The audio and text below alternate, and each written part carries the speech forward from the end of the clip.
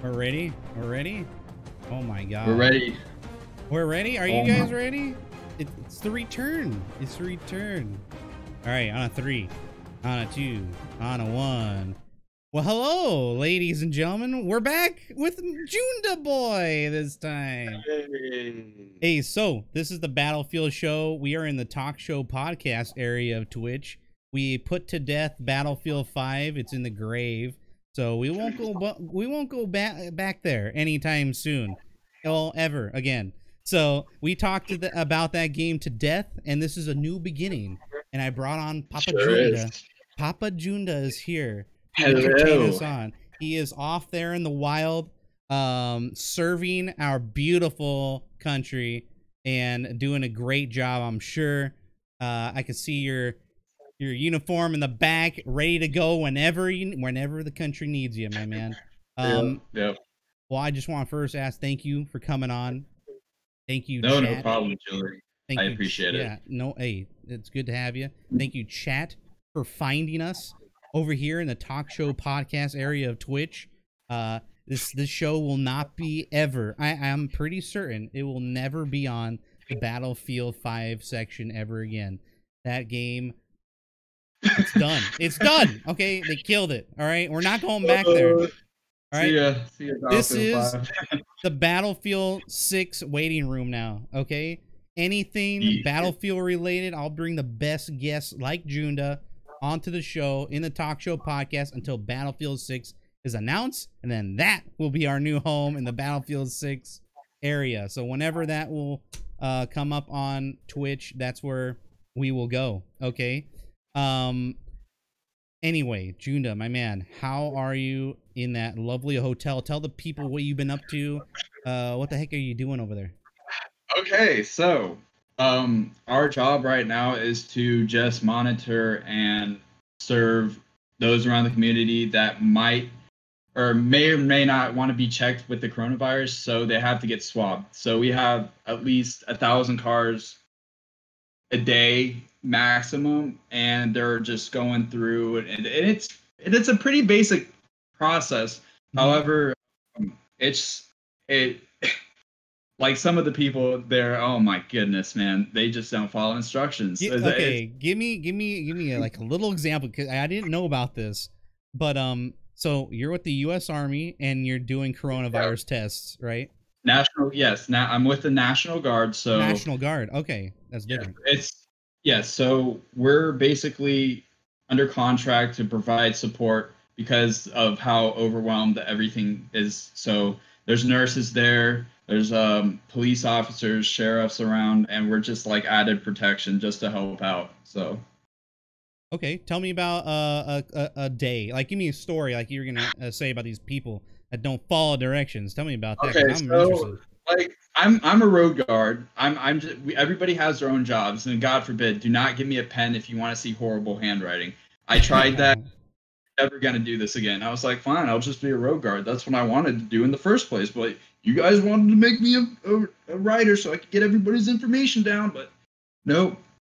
So the thing is that I make sure everybody's going through the right spots as a road guard, of course. Oh my gosh, people just don't read instructions.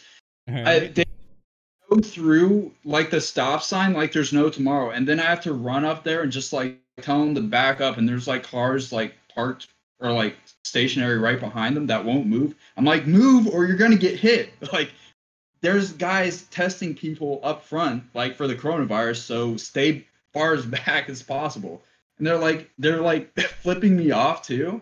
I'm like, whoa, whoa.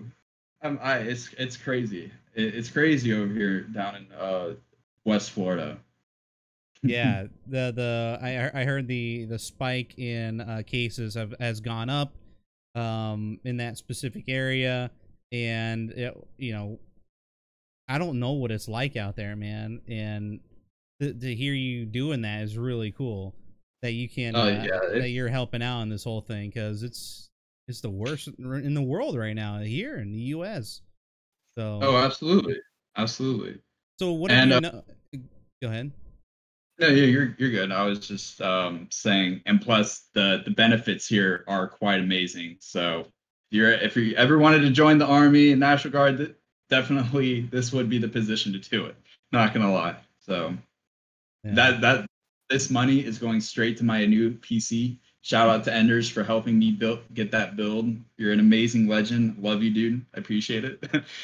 Yeah, Can't Junda not only is doing a good thing here for our country and helping save lives, but he's also a humongous supporter here in the Battlefield community. And Junda is, well, I mean, he's supporting my channel like no other, and countless others constantly. So Junda's always been around. I have always been like wanting to get him on the show, but I kept postponing it, trying to figure out a good time, and we finally found a good time to get you on, Junda. But yeah, he's an avid Battlefield player on Xbox, right? Yes, sir. Yeah, with Soon all to the be. Xbox boys. There you go. Yeah. Soon to be what with the new Soon, Xbox or the no, no, no, no, PC? no. We're going to PC, boys. We're going to PC. That's why. Yeah. That's why I got him onto the show, ladies and gentlemen. He's one of us. Oh, great. I see. You just wanted me to get on PC to just get on the show. Got it. All right. Precisely. Precisely. I'm No, I'm so I see on chat somebody wants to ask me a question. Go for Is it, that man. okay? All right? What's up, Enigma? What do you want to tell me? Go for it. Junda, is real life military similar to Battlefield 5? Has Battlefield prepared you for the military or the opposite? So let's get this straight. Battlefield is a video game, so there would be no context into what it is and the regular military life. It's nothing like that, I promise you. Great question, I can see. Enigma. Way to start it off. But okay. Yeah. So again, big part of the community, Mr. Junda, man. And Thank you. I'm blessed to be part of it. It's one of the best communities in the world. I mean, not of course it has its toxicity, of course, let's but talk about the that. yeah. No. Yeah, absolutely. I just like to say that I stay around some of the best slayers of Battlefield, and it, God, watching them is just some of the most insane, bizarre things I've ever seen. Like I just want to be part of that. That's why I want to go to PC so I can show off some of the skills I can progress, because like people have always been asking me, Junda, get a PC. Junda, when are you gonna come to PC, bro? Because they've witnessed some of my gameplay and they're like, wow, he's actually kind of good, and I appreciate that. I really do. But I just want to get better in other aspects rather than staying on Xbox. Because if I don't stay on Xbox, or yeah, if I stay on Xbox and never get the chance to go on PC, I'm gonna regret it later for not being able to get that chance to express how like new improvements, getting better, and just so much, you know? So you feel like if you go from console to PC, you feel like you would reach top tier talent, or you Yes, would be the best you exactly. can be is going on PC. That's interesting. Exactly. Okay. And that's because of just watching other people, or Not just because of that. It's the fact that I've been playing. I've actually been a PC boy. However, I just oh, never had the funds for to build my own rig. So having an Xbox was really simple and obviously really cheap with equipment and stuff. So it was just like it was a great time being an Xbox player. I'm not gonna lie. I've met like over 350 like people just playing it, and it's absolutely insane. so tell me what it was like when you first started, and when I mean, were you trying to build a community right away, or just kind of get your bearings in, and then stuff will come to It's me? actually yeah, I was actually trying to get my bearings, and I didn't. I actually met a bunch of Battlefield 1 players, and this was like back in the summer of 2017 or 18. I think it was 18. That's when I started getting into the streaming, because I had met Steve, I had met Avenging Storm, a bunch of other great Xbox players, and I was like, oh, okay. I've never like tried streaming, but I guess I could, you know. And lo Yeah. and behold, like took off, and I was not expecting it at all, and it's just been an incredible scene since. And I love streaming. I love being able to communicate with my viewers and interact with everybody. It's just one of the best things. I love it. So when you were started streaming, did you have a certain goal in mind, or did you just want to have fun? I just wanted to have fun. I actually just like, because I was like, I kind of have some great gameplay, but I would like for others to see it and watch how I do things, you know? And that's one of the things I enjoy doing, is just providing some fun gameplay. And yeah, of course, everybody knows that I got really pissed off at points, but I mean, who doesn't?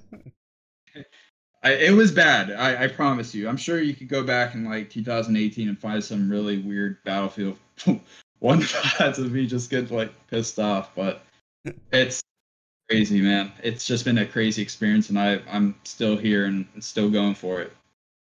All right, well that's really cool. I wanted to talk about, you know, communities, or how to build community, because there could be new people coming in and trying to figure out how do I start my first stream, regardless of the game? You know, how does that work?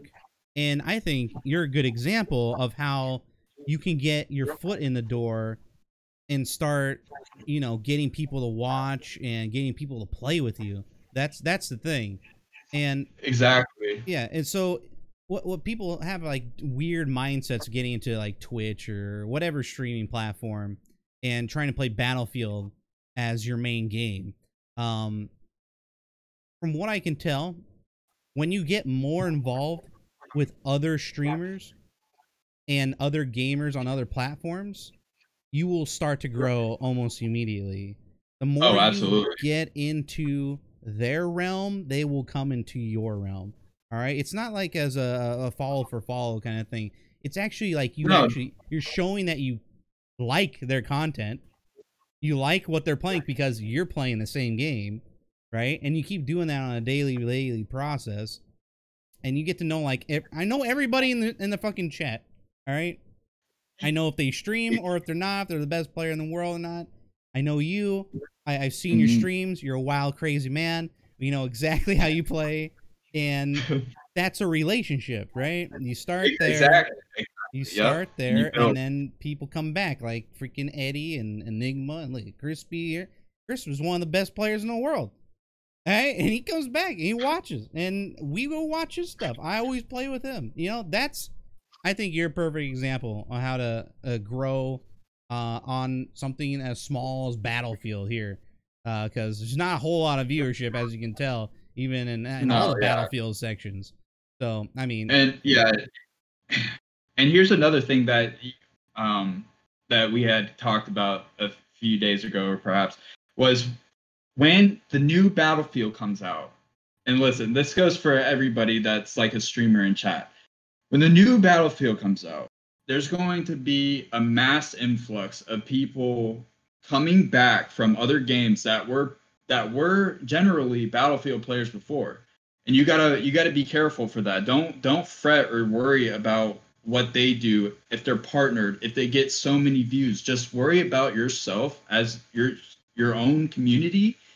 Build that even stronger and just keep going. Don't worry about somebody else or who has like the most views or whatnot. Just worry about how long you've been playing Battlefield, and just like continue to make that growth, you know? And that's why I love this community, because I've met so many great Battlefield players and great viewers, and it's just one big happy family. And like, I don't know what I would do with these guys, because like I say all the time, is if I wouldn't be here if it were for them, to be honest. It's just things. These are new times. This is the first time, I think, in history, Battlefield history, where they have stopped support for a game without announcing a new one coming out in the near future. We're gonna have to wait a whole year, if not more, until the next Battlefield game or whenever it's finished.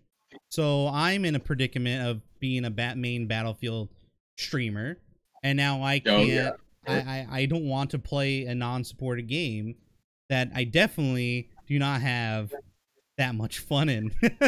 I thought they were gonna you know, fix the game like we all did. We all thought, man, I'm just gonna hang in there. All right, people are gonna leave because this game's shit. I'm gonna hang in there and wait for this game to get better, just like all the other ones, like BF4. You know, took years to get going back again with new content. Had to wait for BF1 to get freaking RSP in at least, and then get more DLC, which ended up being kind of good. But some the rupture. Yeah, the French maps were actually. Yeah, I even have that map in the background here, that rupture. I love the poppy fields. I don't know, one of the best. So yeah, I wanted to, you know, pretty much keep this show going at all costs because I like doing it, man. And you know, Junda and I, we talked about this. Is like, how can we start this off again? You know, how can we keep going if there's nothing to talk about for Battlefield anymore? Well, there's people that are involved in the community, whether they play this game or not. They still exist. They're still alive. You got some cool people watching the show right now, you know, telling me cool stuff like T. He's like, did you know Junda plays with motion blur on? It's like, no, I didn't know that. That's why we keep doing the show. All right, so we can get to know more people. Yeah, what about Junda's crotch cam? I don't know. We're gonna talk about it. That's for sure. So again, thank you guys for coming back. And we don't want to get rid of the show. I'm gonna try to do it weekly if I can, bi-weekly if you know shit comes up or whatever. If there's any type of news, I mean, news is gonna come out during this whole year, Junda, about Battlefield 6, their new Battlefield, or hell, we might even get surprised by an offshoot Battlefield. Who knows? Like anything can happen within the year. That would be sick. It would be sick. Maybe some other EA company was making a Battlefield game in secret. Maybe it's not as big, but it's something, right? So I want to keep it around. I don't want anyone else to take it. I don't want anyone else to take the Battlefield show, especially not Battlefield themselves. You made it. It's your craft. Like, Battlefield would have to ask you for your patent. Imagine that. Get millions and millions of dollars. No. I mean, they're not gonna call it the Battlefield. This is mine. I'll be really that's your craft, and we all love it. I love watching the Battlefield show. I just love seeing all the Battlefield players I watch all the time, and it's just great. It's like there's not one Battlefield streamer I have seen on your show that I interact with, and that's crazy. So just keep it up. It's absolutely insane. I love it. So yeah, hell yeah. And I hope you guys enjoy. This is our new temporary home here, and talk shows and podcasts. I was thinking about just chatting, but it's a little, you know, oversaturated, let's say, right? And maybe this might be the more appropriate area because this is a show. And I wanted to keep it that way. The show / podcast. So we'll keep it here for now. Since Battlefield 5 is kind of going on the downswing, people are starting to either play different games or older Battlefield games. So let's talk about older Battlefield games here real quick. Yes. So when you're let's start with you, Junda. So you're building your new PC. What's the first Battlefield game you're gonna play? Battlefield 1. I got Battlefield 5 installed, and I have yet to get Battlefield 4.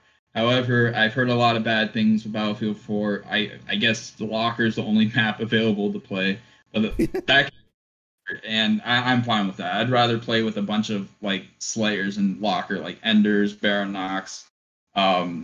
It's balanced. There's a bunch of people who play Battlefield 4 still, but I don't know how I'm gonna find a server. But yes, Battlefield 1 will be one of my main games when I switch to PC. Absolutely. I do not want to play Battlefield 5 right now because of how insane the cheaters are, and it's just horrific. I cannot get into watching like other streamers who just get stream sniped all the time, and that's not fair. Like, they're just trying to have fun and enjoy the game. Well, like, why do they have to just bash them every time, you know? But I'm sure we all know who we talk about and like who gets stream sniped, obviously, but it's just stupid. It really is. And like the fact that DICE has chosen so many cheaters over like the actual community, and like hearing us like say, hey man, like what's going on? We need like some anti-cheat system. And like we're adding them all the time. And I know they see it on Twitter, and they just sit back and do nothing about it. And that's what really just chaps my hide, is that we're just like waiting for some like anti-cheat system, because nobody wants to freaking get domed by a cheater. Like, you know, and it's just like, it's one of the worst experiences for an FPS game ever. It really is. It's the most demoralizing thing, especially when someone's trying to hide it, right? And then get caught later on down the line. Those are the worst kinds of hackers. But the rage hackers out there, I mean, yeah, they sit. You're right. They sit there and they do nothing. There's no confirmation that they've been banned. We see them every week, every month. There's hey, there's that same asshole again. He's in here, right? And then they leave for that after that server, and they come right back, right? Try to avoid some sort of exactly. But yeah. Look what Modern Warfare, like Warzone, right? Free to play game is pretty much what Firestorm could have been, right? It could have been a free to play game, maybe. But they actually listen to their top influencers. I mean, everybody you can think of. Any big streamer that ever played it, they've said, dude, the cheaters are out of control in this game. You gotta do something. And guess what? A few weeks ago, they actually did something. Like, they put in a two-factor authentication, which we've been telling fucking DICE to do for years at this point, and they did nothing. They literally did nothing. They just talked. They talked to talk. They did not walk the walk. They talk on their stupid article that they put out for BF5s, like, hey, we're ending support, but hey, we're gonna keep fighting the cheaters daily. Like, what a bunch of bullshit. Like, straight up bullshit. You really fought off the cheaters, all right. Like, I'm not gonna be modest about that. They really did a great job with banning all the cheaters of Battlefield 5. Absolutely not. You brought up a great point, because Modern Warfare, guess what, listens to their community, and DICE just does nothing. What the hell? Like, can you explain that? Thousands of people who play Call of Duty got to like tweet out to Infinity Ward and be like, all right, these guys are not impressed. They're getting hacked by cheaters, or like stream sniped. There's cheaters taking over service. We got to do something about this. On it. Week later, the patch comes out. Everybody's happy. Like, how hard is that? It just baffles me how like the process even happens for DICE. I have an idea. Maybe. I don't know if you guys agree with me or not, but I think DICE knew the game was going to be canceled, right? And they're like, why put in any work in the system right now? Why not just do all that for the next game? Because we're canceling this in a couple months, right? So why should we do anything? Now, that would be a terrible thing to actually, if that got leaked and like that's what their mentality was like, that's some bullshit, right? You got to do it anyway. The game is still playable. You still sell it. You can't just do that. But like, maybe that might be the idea why they didn't do anything for anti-cheat. I don't know. What do you think about that? That's a good conspiracy, actually. Like, tinfoil is. Yeah, I've always thought about DICE or Battlefield 5 as just like a quick play experiment in a way, because just when I knew this game was gonna get, or was an experiment, was like the first few patches when I witnessed just the most mediocre things like happening after another. So like one patch would get updated, right? And then guess what? The patch had bugs in that patch, so they had to patch that patch to get repatched and patch the patch that was already patched. Like, it's just a flip back process, and that was not good. I hated that, because there were still bugs in the game that were supposed to be fixed, but they never did. And I'm seeing so many bugs that were in the game from 2018, right? Now, and like things that were supposed to be bugged but never got fixed.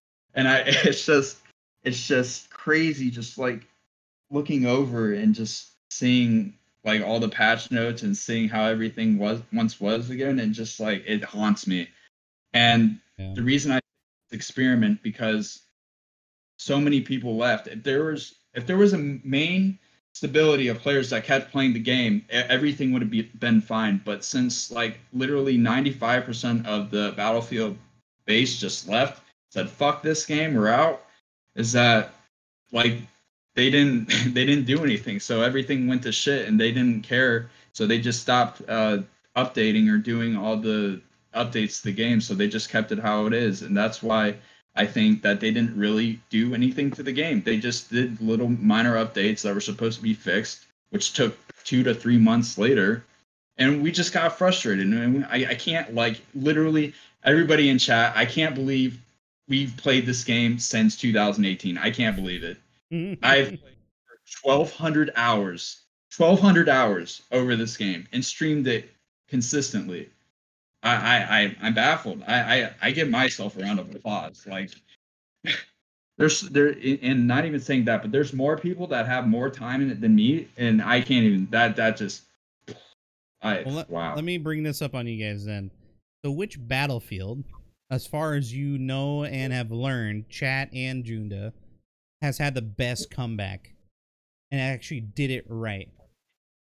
That actually listened to the community. Which game would you say in the Battlefield series has had the best comeback of all time? I would say Battlefield 4 for sure. Battlefield 4? I didn't see much problems with one. However, the beta was kind of iffy a little bit because I did play that in Africa for at least over a year. I got deployed and I was playing Battlefield 1 in Europe, so I got to play against EU players for like 9 months, which was pretty fun. So I enjoyed the hell out of Battlefield 1. I gotta say the mechanics were there, but yeah, of course everybody's gonna say the sniping was cheesy, but it was just so fun. And the person who led me to love sniping was actually Martese. He taught me how to be one of the, like, just a top-notch sniper, and I thank him every day for that. Because I didn't actually snipe in the beginning. I just played like medic. I medic mained, and then I switched to like assault a little bit. But it was always medic. And then I never met Martese, and I played with him in a few games. And he's like, "Hey, try this." And he's like, I just loved it, sniping. I'm a sniper medic main or whatever, but it's just so fun. Yeah, and that it's just the process of bringing back a game. Like what kind of work it took. It almost seemed like it took DICE LA to fix Battlefield 4, and I think having that as a backup system when shit just goes wrong at a certain studio, you're gonna need assistance because something else is coming down your pipeline later on. You need to bring this stuff back, and you just don't have enough manpower. And I think for future Battlefields, they will need that. And the evidence I see that what happened with BF4 is what may or what could happen, I hope it doesn't, in BF6. But BF6 has now the entirety of the DICE Stockholm Sweden group, because there's no more Star Wars, right? So now all of them, they canceled the Battlefront and they canceled Battlefield 5. Now we got a full-blown backup system implemented there for Battlefield 6. So maybe that other side, or maybe an expansion of Stockholm, will now be maybe the backup or assistance to get Battlefield 6 going, like DICE LA was for BF4. Yeah, and I find that very interesting how they just all hands on deck this now. Like it's just crazy now that they have I believe they saw how successful Battlefront 2 was. Like I think it was like last year it just started to get like really good, and then it's been good throughout. I'm not sure. I don't play the game obviously, but seeing how well they did and making like Battlefield 5, and it just baffles me. It really does, because like how does one developer of like one side make one of their games owned by EA and DICE good, and then the other one just like complete shit. Like it baffles me. It really does. It's just something's going on, and like there's I just don't understand the answers. So we're just still trying to like look for like the questions. Mean, based on the evidence from what I'm seeing, it looks like it just comes down to manpower, dude. Yeah, I believe Battlefield that. 4 shit. We need more men. They got more men. Battlefield's no longer shit. Yeah, and here's the thing: I think they got people from Dice LA to help that one out, or they gave it to them to fix that game, and I think they did it for this game too, but they didn't really mess with it too much, from what I'm hearing, or for what I've been told. Yeah, they did something earlier on. I think it was a map. A couple of the maps from like 5v5. I think they worked on Provence and and Lofton. I think they worked on those. So they helped out a little bit, but they were taken over by, you know, the Vince Zampella and his group. So they're making a new IP right now that's not Battlefield apparently, and it's gonna be on Frostbite, which is also very odd. Are they working on a new Frostbite engine? That's my suspicion. And I think the next Battlefield game is also going to be on this new version of Frostbite. It has to be. It has to be. It can't be the same one. There's no way. Not when you got new consoles coming out. I will say this for Battlefield 1 and kind of Battlefield 5, they relied way too much on the Star Wars Battlefront game original. Or like I saw so many mechanics in Star Wars Battlefront 5 that not Star Wars 2 1 that got portrayed into Battlefield 1, and it was the movement, it was the way that they held their weapons. I was like, am I playing Star Wars Battlefront right now, or am I playing Battlefield? And I did not like that feeling in a way, because I transitioned from Hardline, obviously, so I was like expecting something like Hardline to Battlefield 1 in a way. Like the movement made me, I'm not sure. I don't really remember, since it's been a few years now. So it just took me off guard. Like, why would they copy a game from like Battlefront into Battlefield? That's another great question too, because I don't know if anybody in chat knows what I'm talking about, like the mechanics, the weaponry, the movement, how the when you died you could see the outlines of the body, and that was the same thing in Star Wars Battlefront. You can see their outlines and watch how when you kill somebody, the crosshairs would be the same. It was just really weird, and something to think about sometimes is like, do they just like not think about making a new engine for a video game, or just like replicate something off of a previous game into Battlefield? Yeah, it's something. It's about using assets and kind of just copy and pasting them over to a new title. And Assassin's Creed is the best example of this. Madden, NFL Madden, freaking all the NBA 2K games. You see what I'm saying? It's the same thing. It's a formula. It's a formula. Yeah. It's an EA formula. They're like, this is how we want all of our games to be like. This is our direction. So, you know, DICE, make the game like this. We want battle packs in it. We want all this. You sell this and that. So make sure you have the system set up for that. And I think that's exactly what went up with the Star Wars things. It all started with FIFA. And the FIFA, they're like, hey, you know, they're making fuck ton of money. I want all my games making a fuck ton of money. So get all the IPs on the same board. Get the battle packs going. We got Star Wars coming, so fucking jam it right up the ass of the players, right? And make sure they're on board with FIFA style Ultimate Star Wars team. It's gonna take you like $18,000 to get Darth Vader and all that bullshit. That's exactly what happened, and that's exactly I hope would answer your question, Junda. That's why. That's exactly why. And I hope Battlefield 5. I hope Battlefield 5 is the last time that's in that formula, that EA FIFA mentality, which is essentially almost illegal at this point. I don't think they can have battle packs anymore. Really? I heard about that. Loot boxes of some sort. So I hope it's done. Yeah, what people are saying, cutting corners. That's right. We get some questions here from Tombstone. Thank you for asking all these questions, Tombstone. I'm sorry I didn't really mean to ignore any of these, but let's just go over some of these here. How much do you think the community backlash at the start affected this game? Oh my god, an insane amount. As in, they are always laying track long after the train left. Oh yeah, it was immediately bad. They probably knew it was gonna be bad. It just, they didn't really hit the mark, and I think they quickly learned that, because all the eventual titles, Junda, all the eventual trailers that came out after were actually like, this is tight, this is cool, like this looks but it was all after months of playing the game that didn't really. It's all about first impressions. So hell yeah, dude. Are you kidding me? They probably lost so much money because of that shit. Yeah.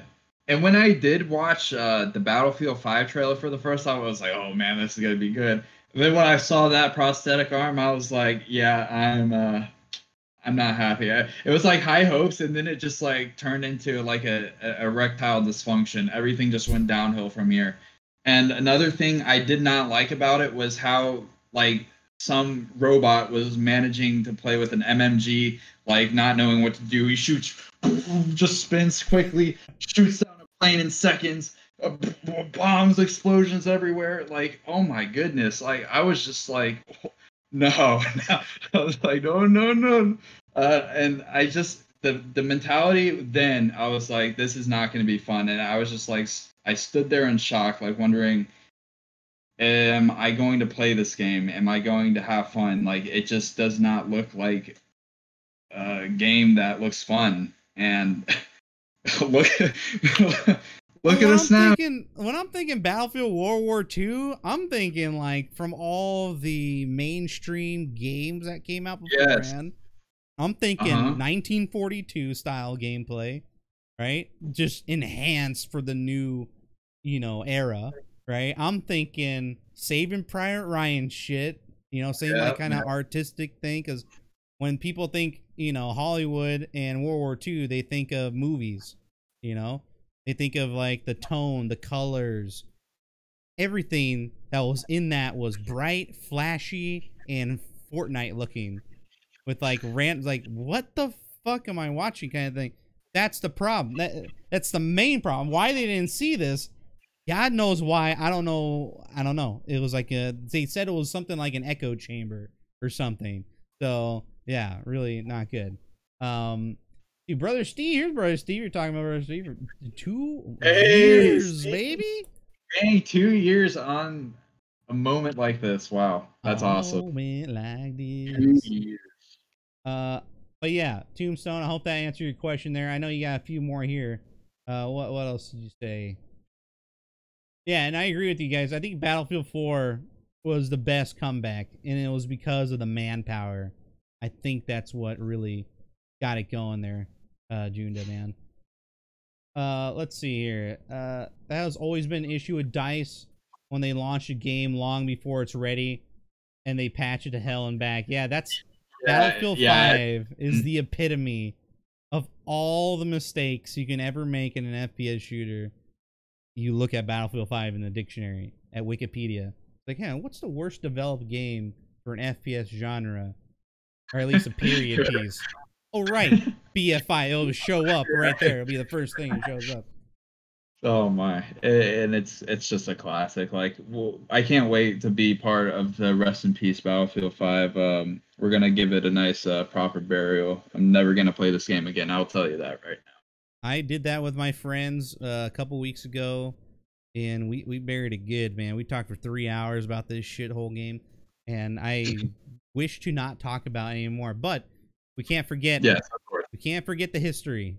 We cannot forget the history. Or otherwise we're doomed to repeat it. That is exactly what happened at DICE Sweden. They did not know their history, and they doomed to repeat it. That's exactly what happened. They didn't know what made Battlefield fun, and so I wanted to talk about what makes Battlefield fun here in a second. Let's go over a couple more questions before we get into that. Let me write that down. What makes BF fun. Think of some stuff, chat and Junda. What makes BF fun? Question mark. All right. Do you think they rely too much on the franchise name to get them quick cash? That they have gotten lazy and complacent? Oh god. I can agree to some extent with that, but they see now they're putting with the money, but they're not thinking about the community, which is worse or which is better, money or the community. Well, if you have a community that loves their game, obviously money is going to be a financial income for that company, obviously. However, when we play Battlefield 5, it just went straight downhill.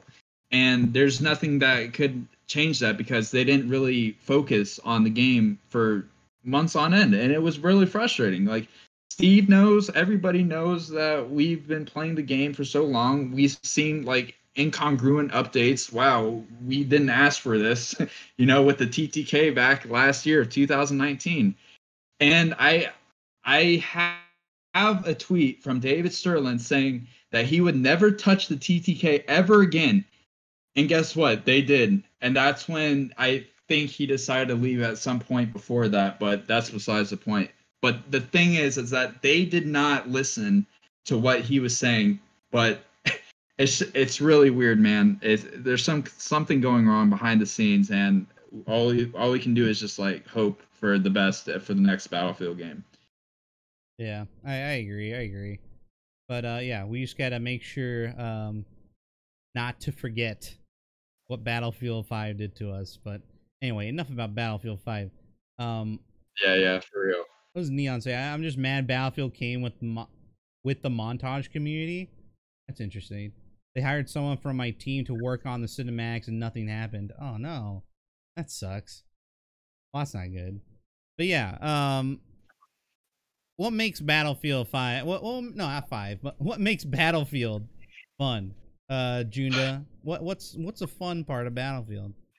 I love the weapon variations, all the weapons I can use at my disposal, choosing the best weapon and the best map. Of course, what I love to do is look at the map and be like, okay, it's a CQC. Guess what? I'm gonna pull out an AR or an SMG, and that's speaking of Battlefield 4, of course, or something like that.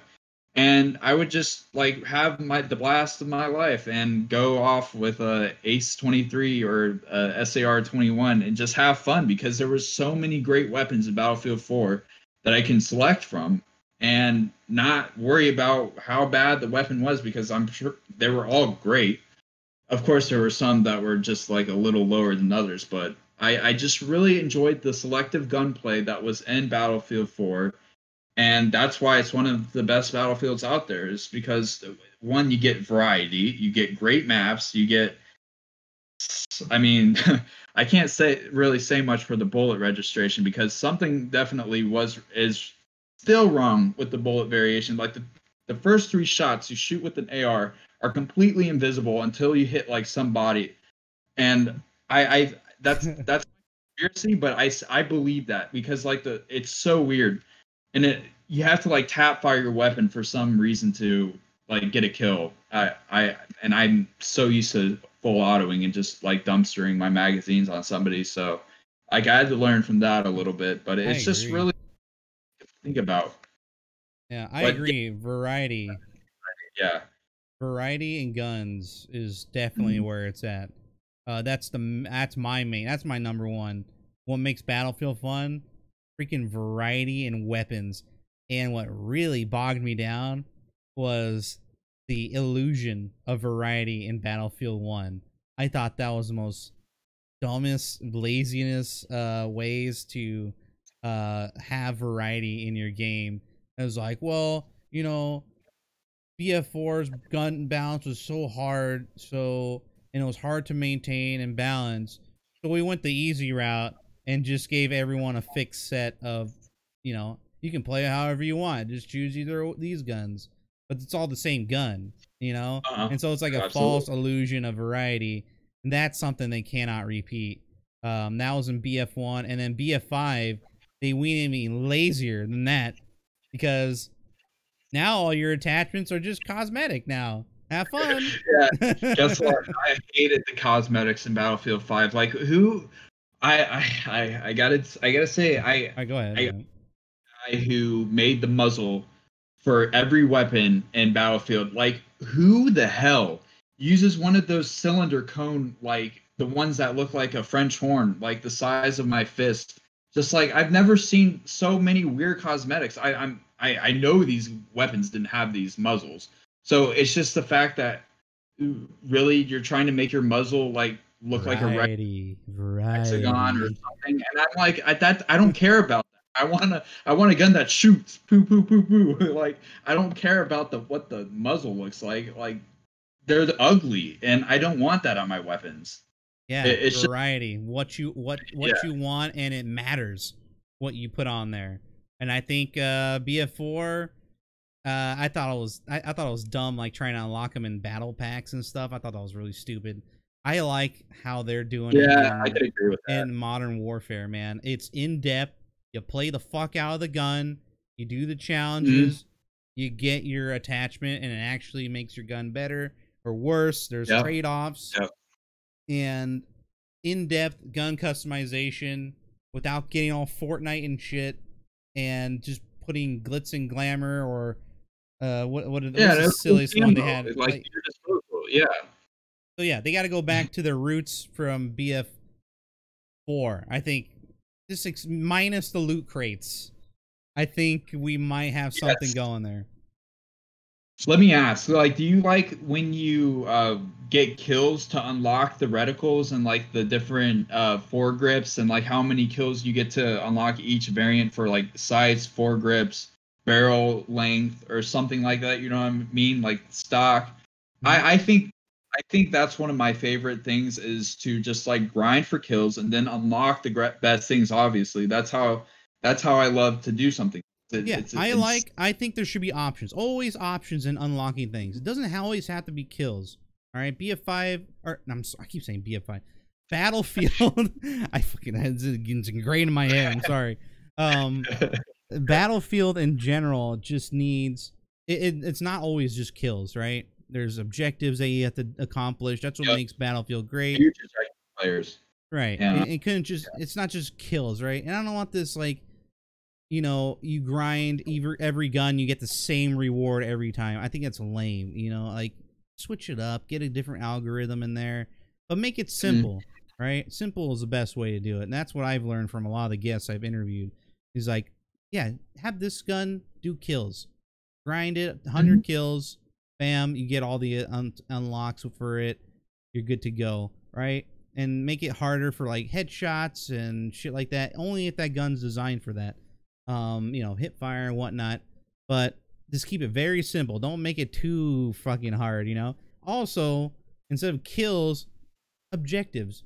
Using the MP5 or whatever, you cap 5 flags, or you heal this amount of people. You get this attachment for that gun, or you get this piece of equipment, right? So make it like it's a tutorial almost. Exactly, like, and that's this is how you play this class, you stupid idiot. You do this, you heal people. Oh, if I heal people, I get an attachment for my gun. That makes it better. So people will get used to throwing medic packs out, ammo packs. You know, if you're a spotter or something, you could like get to spot people or whatever. I don't know, like whatever you built it for, your mechanics. Use that as the initial to initial grind challenges to get attachments of. That shit's fun. People love doing that. You know, not this shit in Battlefield 5 where you do something. I don't know, kills. I think it's kills, and you get the gold piece. You get not you get the green throw up skin. You get the blue skin that no one cares about. Yeah, and then and then for the special skins that everybody wants, of course, like the mint, the gold, you have to do all these like really insane assignments, like shoot a guy. Like I don't like that. Why do I have to do that? No, I hate that. I hate that. I like the back in the day, what I thought was really rewarding, and maybe not a lot of people know this, but Battlefield 2 had some rewarding ass fucking medal system. they had it's very similar to what our assignment system is now, but it's just for medals. And you have these stats websites that show like what medals you have and how many, right? Like there's a silly one on there called the Purple Heart in Battlefield 2. If you, I think you go below a certain KD for that round, you get a Purple Heart as a medal. Just shows like, hey, maybe you should strive to not get that medal kind of thing, you know? There's also other medals that are insanely hard. You have to like, there's a commander medal where you had to pretty much grind as a commander, make sure you had commander assists, commander kill assists, commander points. Like it's super in depth, and it was really hard to get. Like, but as long as you played the commander correctly, it will be no problem. Right? It's hard to be commander every once in a while. It's a different mechanic. That's old school stuff. But things like that, when a new expansion comes out, like in BF2, they had the Euro Force medal. That was one of the hardest to get because at that time it's DLC and not a whole lot of people were playing the DLC, you know, and it was hard to get that because you had to grind out a map to make sure you get enough of these kill assists or something like that on those specific European maps. So I like that guy. That I felt as fun and rewarding. Trying to rank up is another thing. What else makes Battlefield 5 or oh my god, what makes Battlefield fun? Sorry. I think another thing what you were saying about earlier is that I cannot play with just one gun, and I hate that. Everybody loves variety, so like if I play a match and like I want to play with a different gun, I will, because that's just the fun of it. I hate staying with one weapon because that just means like that's showing how good I am with just one weapon, but people like to see variety, and that's why I love doing what I do. I just don't play with assault all the time. I play assault, scout, support, medic, and hopefully the classes change so to where the assault is back with the medic class, because I can't take medic being a class alone anymore. I just want the assault to have the medic, and like that's not, it's really not hard to do because it was fun and simple, and everybody loved that in a way, and it just brought like the competition, and hopefully engineer goods back in its place. Maybe the engineer class won't have the PDWs as powerful, or like the carbines as like weaker as they were in Battlefield 4 in a way, because they kind of were, but not as much. They still were heavy hitters, but in some distances they just like didn't feel as strong in scenarios. However, I I just wish they would like put back some of the things that the community loved at most without destroying it completely. You know what I'm saying? It's just like it's the best. Don't look back at what you failed. Just remember how good the game was and just put it in the game again. Like just listen to the community. That's all we want. It's just like some of the greatest Battlefield players I've ever seen just like always complain about like some great facts online, and I see it all the time on Twitter, like all these great like tweets out to DICE or something, like great ideas and incentives for the next Battlefield game. I totally agree with all of them, and they're just awesome. It's just DICE has to implement it, and we obviously our voice is heard, but if will they do it? Who knows? You know, we're just stuck in the who knows phase. So, and we're kind of holding our seats right now and just waiting to see what happens. Because it's a mill sim, that's why it's fun. Stop it, dude! Battlefield's not a mill sim. I can't. Stop it. Go play squad. Go play squad. Get out of here. yeah. Go play squad, Proto. I see you in there. Anyway, fast transports. I think that's exciting. You can do a lot of crazy shit with like jet skis, jeeps, fast jeeps. Even in the newest Battlefield game, you can have these fast jeeps, fast cars, silly tractor stuff. I've seen that in forklifts in Battlefield 4. Just a bunch of nutty looking fast transports are always a blast. Oh yeah, and I hope Battlefield 6 implements some nutty stuff like AI robots. That'll be cool, like for near future war game. I think that'll be fun to have like war bots or something. Even as a character, I think it would be fun. You can do whatever you want at that point. But I like the silly shit, right? And I think that's why doing period pieces, World War One, it's like you can only do so much. And they kind of showed it off in BF1s. Like, here's some experimental weapons that were tried in the past, like the what's the goofiest gun? The And what in BF1, what's that gun? It starts with an H. Had the little gas powered water cooling system. What was that stupid SMG called? Not the Hellregal? Hellregal, that's it. Yeah. Like weird shit like that, weird guns like that were really cool. I like the silliness of specific equipment, like the lunge mine, like the lunge mine and the limpet charge. I mean, those are like iconic now. I mean, just because they're so much fun. Exactly. When you're in a bad, that brought a little fun into the game because it's funny doing those, and I think I put one of those clips in your channel like about a month or two ago where I tried the bayonet with the lunge mine. Guy completely ran me over, and I just quit the game. I hit him, but it didn't register, so I was like, all right, I'm out. Oh yeah, I think I have that here. That was a great. I was just where was it? Oh, here it is. No. Oh yeah, I think this is it. Such a classic. All right, I'm out. It's just funny. I can't believe it. Oh, here we go. Oh, that's a funny one. I'm out. Yeah, here we go. I love it. I love it. It's like that. Like I'm charging. Why didn't my explosive go off? No tech. No tech. Sorry. Yeah, no tech. Yeah. So like silly equipment I like. That, and now they got freaking, they can do anything. If they're gonna do modern, they can really do whatever they want.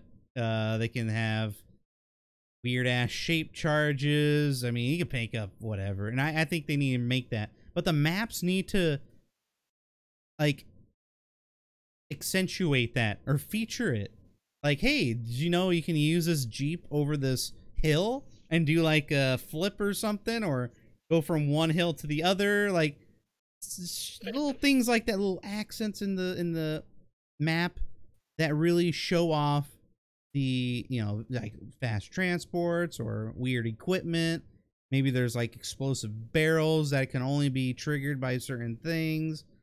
Like, it needs to be like a little playground. That's the sandbox feeling that they're always talking about, Definitely, most definitely. And what they also need to get rid of is the 800-mile maps. I don't care if you're a sniper sitting back on freaking Mount Fiji watching me take an objective like 800 miles away and I get sniped, because that's their play style, and it's not appropriate for Battlefield. Like, play the damn objective. We want freaking kills. I don't want to get killed by a guy I can't reach from 9,000 meters out, And that's one thing that frustrates me. And the fact that they still have it just baffles me. And one map that has this is on Battlefield 4 is that I kind of hate. I say I love it, but it's a meme actually. Is Rogue Transmission. You can snipe on the hills and like instantly get killed from snipers just watching like objectives at C or D, whatever that area which has that helicopter pad, like 24/7. And that's exactly what I'm talking about. So there's guys that camp there consistently that don't play the objective, and you're like, okay, what am I supposed to do? I'm the only one here trying to play, and then I'm gonna die if I like stand in the objective, And I don't really find that appropriate for like an objective player, as I'm getting sniped by thousands of guys using gold magnum like on a hill. It just should be, there should be more incentives. Like, Exactly. It should be less rewarding Like, okay, first off, DICE needs to figure out, you know, what kind of game they want to make and how people should play it, right? But leave a lot of options there, okay? If you're gonna have, you know, large towers or whatnot, you're begging for a sniper to climb up it and camp it, right? You have all the things in, let's say, Operation Firestorm in BF4, right? Or wait, was that BF4? Yeah, BF4. I think. Yeah. Operation Firestorm, right? Had the little yellow cranes, you know what I'm saying? You can climb those fucking things and snipe for them, right? It's made for literally them. 1,000-meter tower. Like that's exactly about. Like how's that fun? I don't get it. It's fun just for people, Junda. People love doing that. When they don't care what they're doing, there's like, I'm gonna go snipe in Battlefield. Now I'm gonna go to my tower. Great, all that. But don't make an incentive and reward them for doing that. Exactly. Right? And I think you're gonna get no points, right? You're never gonna level up. It's just an option. If people want to go back and snipe, let them do that. Like, people are just gonna do that, right? That's the boomers are gonna do it, and that's it. But they're gonna lose interest real quick when they're not getting rewarded. They're not getting attachments. They can't get the cool things. You gotta have an incentive, and maybe that'll say, hey, maybe I should play this way as a sniper because I'm getting rewarded better. You know? Yeah. You don't get none of that in Battlefield 5. All right? These motherfucking boomers that made Battlefield 5, they're like, oh, yeah, go on a fucking flag, prone, and try to get 15 headshots in a row. Have fun! No, like, the worst are the AT boys in Panzerbusch sitting in the back of the map, and I'm at C, right? Like, and this is on Mercury. Same shit. And I just, like, all the time. And I'm like, what? That's why I get frustrated. And I try not to get as pissed off as I do with Battlefield 5. And it's honestly, it's been such the epitome, Junda. Yeah, it's an example. The Panzerbusch is the epitome of what I'm trying to get rid of, right? Yes, exactly. It's rewarding a person with a one-hit kill from 100 meters. It's rewarding these people, so they're gonna do it more, right? It's bullshit. That's not. It shouldn't be rewarding to do something like that. All right. Rewarding even if you get a headshot at 4,000 meters, you get like no bonus points. You just get a kill. Have fun. You get 150 points, and that's it. Doesn't matter how much distance it is. Like that changed too. I think Battlefield 1 had that characteristic, or like how much or like points you would get for a long ass headshot. It would be up to like 2,000 points for sniping somebody over 1,000 meters. And I've seen like so many clips of it, and I'm like, what? How? You're sitting in the back of the map just getting like free XP, and I'm like, it's an incentive to do that, and that's wrong. I think that goes against their whole PTFO thing that the community managers started back in what fucking game? BF3, I think it was. I don't know. Yeah, marksman bonus. That's right. Yeah, Steve. So they rewarded people for staying back in these skillful headshots from a million miles away. They just need to stop doing that. Like, leave it as an option. Build the towers in the back. You know, have the high mountains. It's fine. Yeah. Just don't incentivize it. Don't have assignments to have it. You know, it's just. And stop saying the PTFO if you keep adding that shit in there. Like, anyway. Here's a thing that could be implemented is, and I've brought this up, and a couple of guys agree, is like, if you're going to snipe in the back of the map, you better be believing there's going to be a timer on your head if you don't move within the next like 30 seconds at least, or something like that. So just like it's literally your screen's black and it just inches up to get closer to the objective. How insane would that be, just to make a player actually play the game? I don't know. I think that would be quite. I don't think the boomers would like that. I think. Yeah, of course not. I don't know. Maybe something they can't notice that will annoy them. You don't want to annoy the boomer, because the boomer, when it's annoyed, it will run away. Okay, it was like, oh, I don't like this. Bye, and uninstall. Right? No, you don't want that. You want something that they can't really fully understand. The roach cannot fully understand these things. Like, I don't know, make it something in the background, like they're spotted on the mini map. The roaches don't know what mini maps are. Yeah, like if they're solo in a crane 5 million miles away, maybe have them spotted if they're on the mini map for a few seconds or something.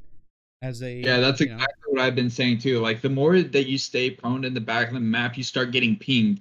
Like when you're getting suppressed, it has that little triangle, like the flickering triangle with the when you're suppressed, so it keeps flashing.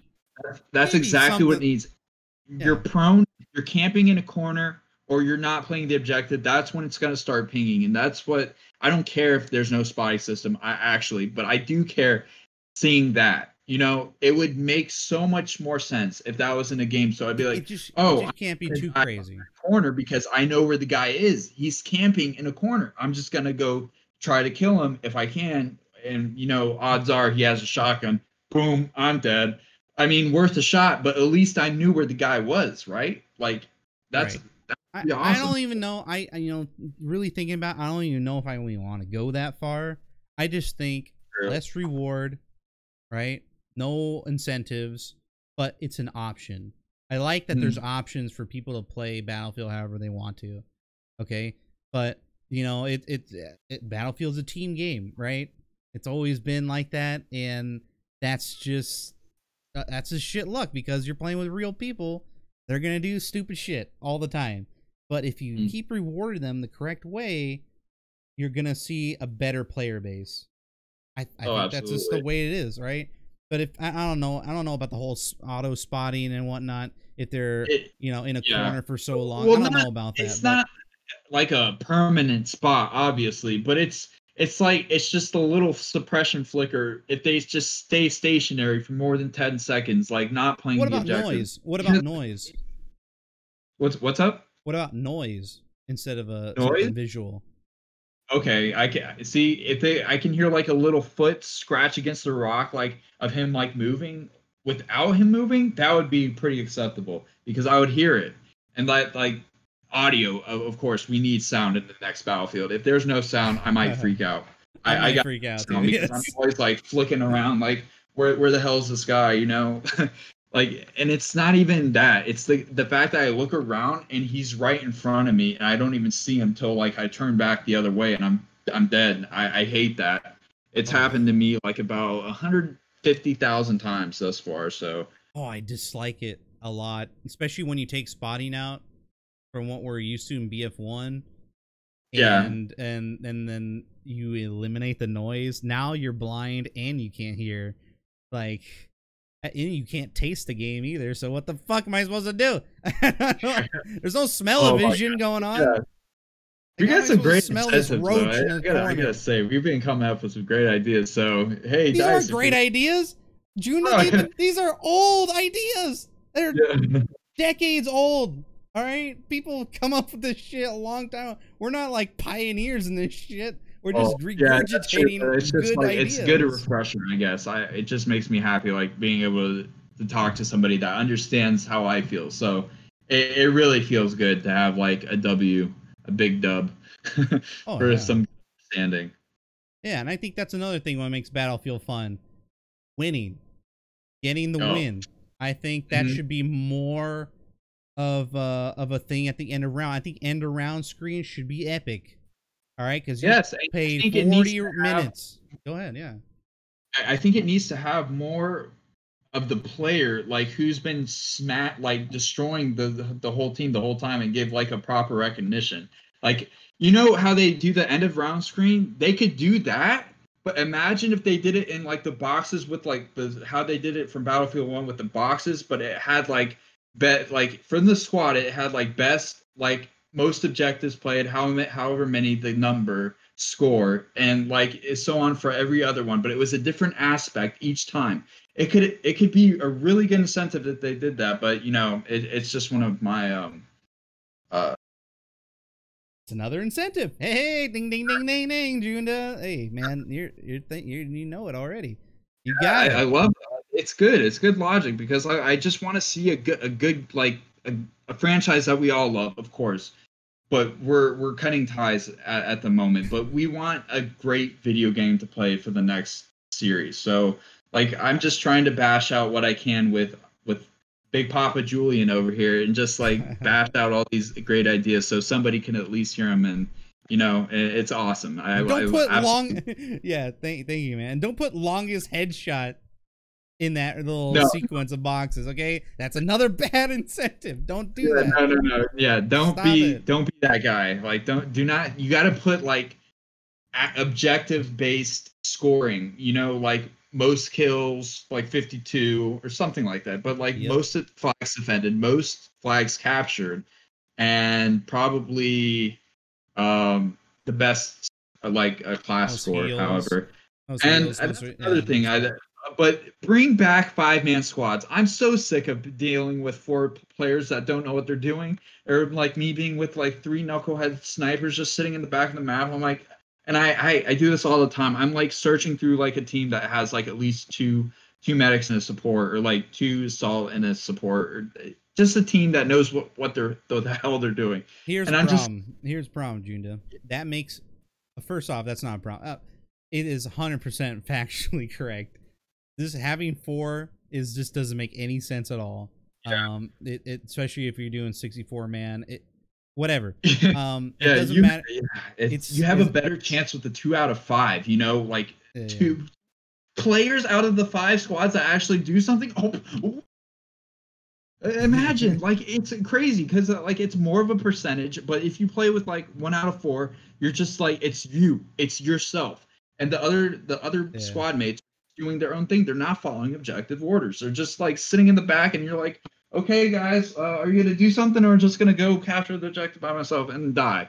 You know, because that's what I do, and it sucks every time. I just play with a bunch of randoms sometimes, and of course, yes, I stack.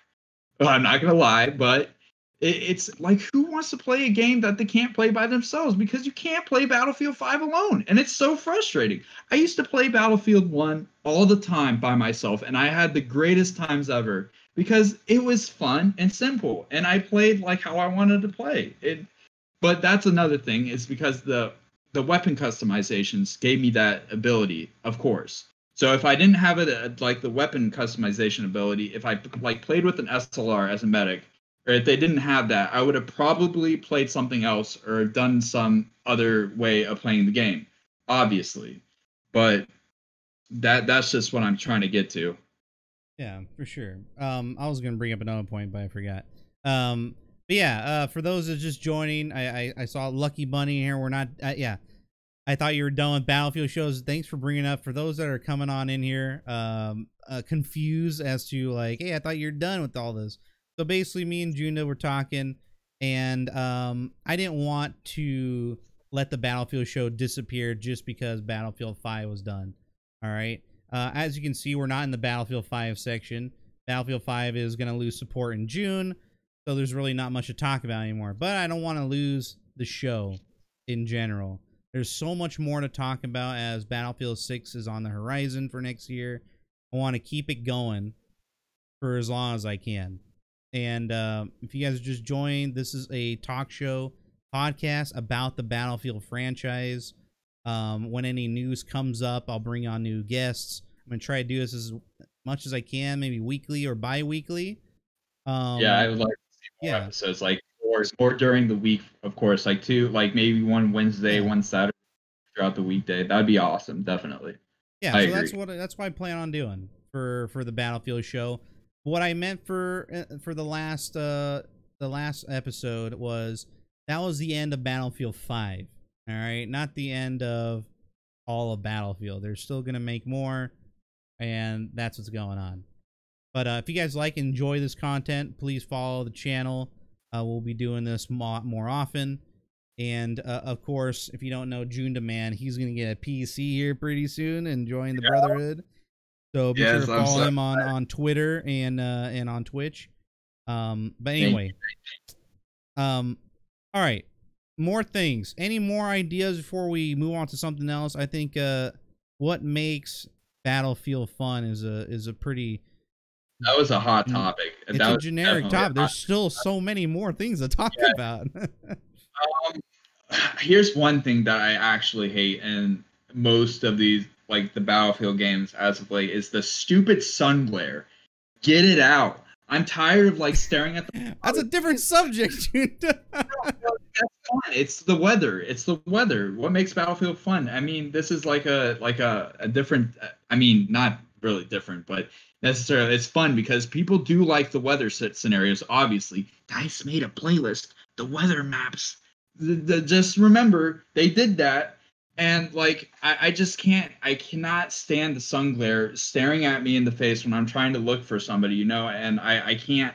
I cannot do that, but whatever. That's just my side. I'm gonna stop right there because I just hate. Yeah, immersion. Yeah, the weather playlists were just okay. They Yeah, I can agree with Steve on that. I hope they learned about this in the past with other games. Temporary weather changes, night to day, like in Dawnbreaker and BF4. People like that shit. All right. Now, stuff like in Hamada, yeah, like people were talking about the whole Mars effect, I guess. That was cool, right? For a little bit. But if you do it the entire round, and especially with all the bullshit in that game, and you can't see anything anyways, it just makes it more annoying in my opinion. But it doesn't mean that it's a bad idea. All right. I just don't. It just doesn't work in Battlefield 5 specifically. But yeah, rain, fog. It might just work in any Battlefield game. Just it doesn't work in BF5. I'm sorry. It's just if it's temporary, man. Only if it's a little temporary and it gives it some spice. But here's one thing, Junda. Devastation has a weather effect, which isn't really even a weather effect. It's a noise suppression effect. Okay? You basically can't hear anything because the planes in the sky have such a low bassy tone. You just all you're hearing just goes out the water unless like you're inside. When rain starts coming in, when like the British are dropping the bombs, is that when it is? I never really noticed that, to be honest. That is the weather effect. When you see the red flares, on the ground, bombs drop, and you know what? The bombs actually do damage if they hit you. It's very rare. Yeah, it's very rare. But if they hit you, it could kill you, and it'd be just like accident or died in what was the stupid air thing? I forget. Yeah, it was an accident or something. Yeah, I don't know. But yeah, I don't know about weather. I think of course it's great for immersion and feeling like you're on the battlefield. But goddamn, they really took it to the whole new level, my dude. For BF5. I sure did. But yeah, they gotta go a little easy on that. I think, in my opinion, for BF6. Just no more. Subtle. And I hate that. I hate like devastation. You remember like everybody's wearing gray outfits and you still can't see where they're like laying on. Everybody looks like an enemy, even blended in with like rocks. I'm like, what the hell is this? It's supposed to be a video game, not like a milsim. Seriously, like go play Squad. Don't play Battlefield 5 and lay down on the ground so I can't see your damn body. That's for snipers like on Squad. Do it somewhere else, not Battlefield. Yeah, Proto. Go play your Squad game, bro. In a dumb series. Yeah. No wonder the milsim people come over here in BF5, start acting a fool, prone next to the mountain or on top of the mountain so they can't get seen. Jesus. Yeah, exactly. I agree. I want good gameplay, not immersion. Just want it. True. Like seriously, tired of it. Okay. One other thing I like that made Battlefield fun in general was the verticality. I think that kind of stuff, like really tall stuff on a multiplayer map, is really cool and it's really fun, especially if it helps you get from one point to the other.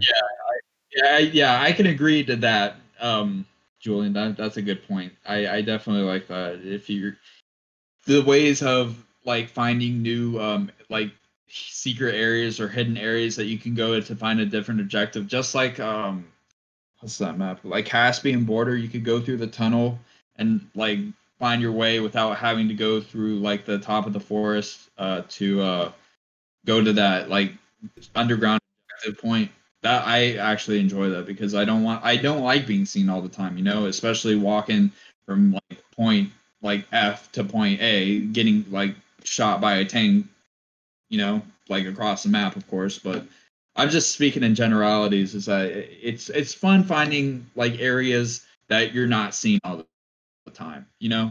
And if you are, then it's tough. But Oh, I it'll love it. Why do you think people yeah. love? Yeah, why do people love Caspian Border?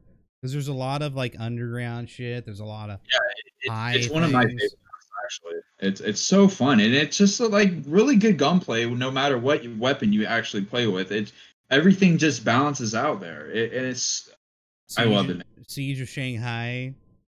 You got the big Always tower in the middle. You can always go to the top floor with the elevators. You can use the parachute to go from one place to the other to cap the other flag. I love that shit. Do you like that? It's fun. That's fun. That's really fun. So they need more maps like that. That just has insane verticality where you can get to like I don't know. That's why I like 2142 so much because they had that Titan mode. 2142 had Titan mode that had the pod system where you can shoot up really high in the fucking sky and land on things and you know, jump off of high things. It seems to be one of the fun things in Battlefield that I always like ingrained in my mind, you know. 2142, huh? All right. I gotta say something. I will not play a futuristic video game. I never have and I never will. Like it's either modern or nothing. And I gotta say, have you ever been in a walker or fight on a Titan before? no, I never in my life have played Battlefield 2142 in my And you life. don't know what you're talking about then. Because you would love it. I think you would love it. All right, maybe. All right, I maybe I'll give it a chance one time if it ever comes out. If it ever, yeah, if 2143 ever comes out, goddamn, yeah. I Yeah. just guess I can adapt and overcome. You know, like everybody says, just adapt, bro. All right, I guess I will.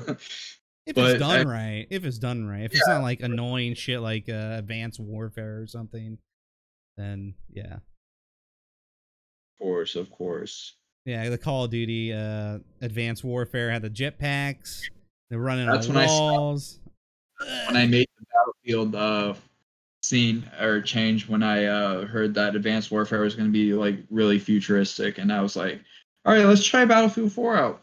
And I loved the franchise ever since until, you know, things started taking a turn for the worse. But, you know, everything Except sometimes. it's backwards now. Instead of going to the far future, we're going to the far past where shit is just now really cringe now. I was like, what? Very cringy indeed. Very. Since when was World War II cringe? Like, oh right, Battlefield 5. Right, gotcha. What a meme! And we're gonna continue to make memes. It's crazy, but yeah. What's the next subject? Let's talk about. Let's say, what if it's not? What if Battlefield? Let's just speculate about the future. Battlefield 6. I'm done for that. Let's in chat you can chime in whenever you want. Battlefield 6. Let's start off with titles. Me and a whole bunch of buddies have been memeing about what should the next Battlefield be called. Anybody want to put out some titles? Battlefield Philippines, I love it. I think they're gonna call it. I think they're gonna call it Battlefield. Let's see. God, I had it on. I forgot to write it down. Anyway, let's just go. I'll start Battlefield 6. I think this is like the easiest one. There you go. What do you think? Let's just go over some Battlefield names. I think it might be Bad Company 3. I know there's been a lot of speculation and people saying they've canceled it, but I have a really high feeling that it could possibly be Bad Company 3. And I've never actually played Bad Company 3, so it'll actually be a really fun time for me to just jump into something new. Maybe one day I'll re-download Bad Company and just like maybe get into the campaign to see where things ended up, because last time I checked or heard, like one of my buddies had told me that like Bad Company 2 wasn't over, like something happened, so maybe they'll like portray that into the next one. But I just hope it's something great and that it won't destroy the franchise completely, because the like this next game has to be it, and there's no doubt about it. Like this better be the make or break for Battlefield, and we're all just like waiting. It's the Battlefield 6 waiting room. So yeah. What about Battlefield Forever?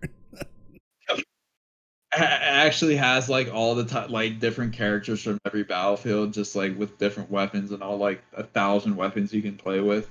Can you imagine? I for some reason I could just see that happening. Not even kidding. No It's tech. definitely nice to do something like that. God, Battlefield Forever. Like check out all these weapons. I'm an infantryman from 2005 playing with a Gewehr 43. Like, oh God. Oh my, They might do that. Like, yeah, no, that's a scary Ultimate thing. variety. Battlefield Ultimate, right? Battlefield Ultimate Team. That's what we call. I'll just call it. I think the lamest. I think the lamest title would just be like, it's just Battlefield, straight up. Yeah, that's the last thing I could do. Maybe I think I don't know. If I That might might be have, the lamest. yeah. But if they had better start off modern or something great. Like I said, it has to, or it's doomed. You can't call it Battlefield Modern Combat. Wasn't that an actual Battlefield game from before? Yeah, it was. It actually was like back in like 2002 or 2003. I'm not sure. Yeah.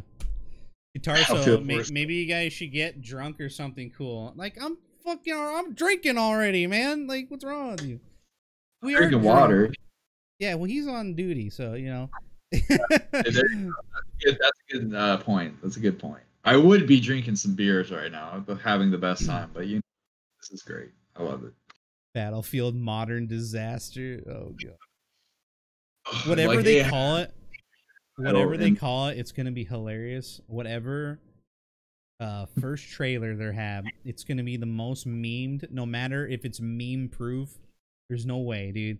They're gonna screw up something. Oh, I know they are, and it doesn't end there. It's like they screw one thing up, it's gonna be another thing, and then another thing. They're gonna have to refix the other thing that got fucked up. It's just like I don't want to say it, but it could potentially be exactly Battlefield 5 was. That haunts me. It really does, and the fact that I think Dice Sweden and the next one, just like I'm turning into like the Pains champ right now.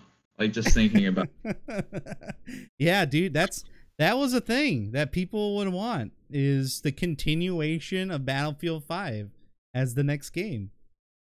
It'll be Battlefield 6, World War II, all over again. I can't even believe this. Like I think you were mentioned, or I read it off some guy's Discord. And it was like some character or like guy took a picture, like screenshot something with the MLE 903 from Battlefield 1. It's like, look, we got proof that this is going to be in the next Battlefield. It's going to be Vietnam. I was like, or like an Eastern Front. I'm like, what the hell are you talking about? Please stop. Like, don't do such a thing. Like, you're just going to make him like be like, oh, like, how can you be like that? Yikes. I was like, please, no, never again. Don't ever do that. No. Yeah, I don't want to. It'll be the most funniest shit, I think, of all time. It'll be the most downvoted thing of all time, for sure, easily. If the meme gets out there. But yeah, if World War II continues in the next Battlefield game, I will eat my fucking socks or something, right? No, I think I'll cut it up and start making a stew of it. I think. I don't think I can play it if that's the case. I'm done with clip it. Hey, if they clip it, I'm telling you, you know. Yeah, I will clip eat it my to- sock, okay, if they continue World War II in the next game. All right. Hey, somebody's gonna put this in stream, like one of your streams or Twitter, and be like, "Here you go. Yeah, it happened." We're gonna watch Julian eat a sock. Like, you might as well boil it and like stir it with some butter or some salt. Yeah, I'll do it, dude. I swear to God. All right, wait. Yeah, leave it up to him. Ice Bucket Challenge 2.0 when? Oh my God. I mean, if it's Yeah, for a good cause, you know, if it's for Ice saving bucket challenge. Battlefield. Never playing Battlefield 5 again. How about that? That's my challenge. Yeah. Two ice buckets, maybe even three. I don't even care. Like, give me all the ice buckets. I'll do them all at once with like gallon ice buckets. Like, to never play this game again, and I won't. Like, once the new game comes out, I'm deleting this from my hard drive forever. Like, I'm done. Damn, you're gonna wait that long? Like, I'm gonna do that like in a couple of months here. Yeah, of course, but like, I mean, maybe there'll be like some type of like hidden gem we'll find out to see what the next Battlefield 5 is like with the new like June patch. You know, they kind of did that with the last one, obviously, so maybe we'll see. I don't want to like speculate on anything, but it's just like, I don't know. I just don't know. Question mark, question marks. Yeah, I wonder who's gonna be the champion of the Battlefield 5 Twitch page, Twitch channel. Who's gonna be there, you know, before, or has been there from now all the way until the next Battlefield game releases? Who's gonna be the champion? That's gonna be like streaming that game every day. I'm telling you, it ain't gonna be me. You guys can take that challenge up if you want. I don't know. Good luck. Have fun with that, but I got other shit to do. But should I just keep making like burner accounts and just like, I don't know, because like I'm just gonna keep getting it destroyed by hackers. So yeah, even in early 2021, there's still gonna be cheaters all over. Yeah, like oh, that's that cheater game that all the Japanese players play. It's like yeah, that's Battlefield 5. So Steve said next Battlefield 5 is Hardline 2. Oh. I'm not prone to that, and I loved Hardline. Actually, I had a blast playing. Like, the cops and robbers gave me a really good feeling for it. So, if they do it, so be it. But please bring back the M416. God damn, that's all I ask. Nah, they're not gonna do Hardline, and if they are, they're gonna take things from Hardline. There's a lot of good ideas in Hardline. There's also a lot of good map ideas in Hardline, so they might take some stuff from there, but Hardline 2, fuck off. I'll eat 2 socks. God damn it. If they have if DICE Sweden, all right, put me on this one too. All right, if DICE Sweden is going to be making Hardline, I'll eat 2 socks. All right. There's also 82 players play worldwide. That's like 2 custom servers, or like 1 full server with like 10, 12 other people just like trying to find a complete filled lobby. They're all playing with the K10 too. They're probably all zooming around and going. Brrr. Stupid. Dude. Now that you bring that up, I don't think they've ever gotten rid of the fast firing weapons, rate of fire weapons. See, they had the K10, the Vector, and Hardline 2, or not Hardline. In Hardline, they had the what other fast firing weapon was in Battlefield 1? Like the From or Stop, or was it there something else? SMG08. Oh yeah, there you go. And then yep. I keep forgetting about those. Then Battlefield 5 comes out, and guess what? They got the Type 2A. So my theory is that they're going to make another Battlefield and bring another cancerous, fast-firing weapon into the game, and we won't know what it is until everybody starts playing with it all at once. So I can't wait. Oh, it's going to happen. I will not bet against that ever. Do not eat socks against that bet. You will lose. Julian, you might want to make like a pot full of 5 socks, brother. You're gonna just make a sock soup. Put some chops, some carrots. I'm not betting against that, dude, because I will die of cotton poisoning. Oh my god. Oh, thanks. Yeah, Hey, but let me grab my water real quick. I'll be right back. no worries. Oh man, good time, good time. But yeah, I'm not in the mood of drinking sock stew or eating sock stew. Yeah, shit. Okay, well, yeah, let's. Oh shit, maybe that might be a good little segue is to what definitely should not return to Battlefield 6. Prone meta. How about that? Actually stand up so I can see where like characters are at, because No I don't. prone. Yes, no prone, please. Like I don't like. You shouldn't have to be laying Bad company 2. Okay. firefight. You know that it's just like not fair, and I lose like 25% of the time to that kind of bullshit, and I'm just like, really, come on.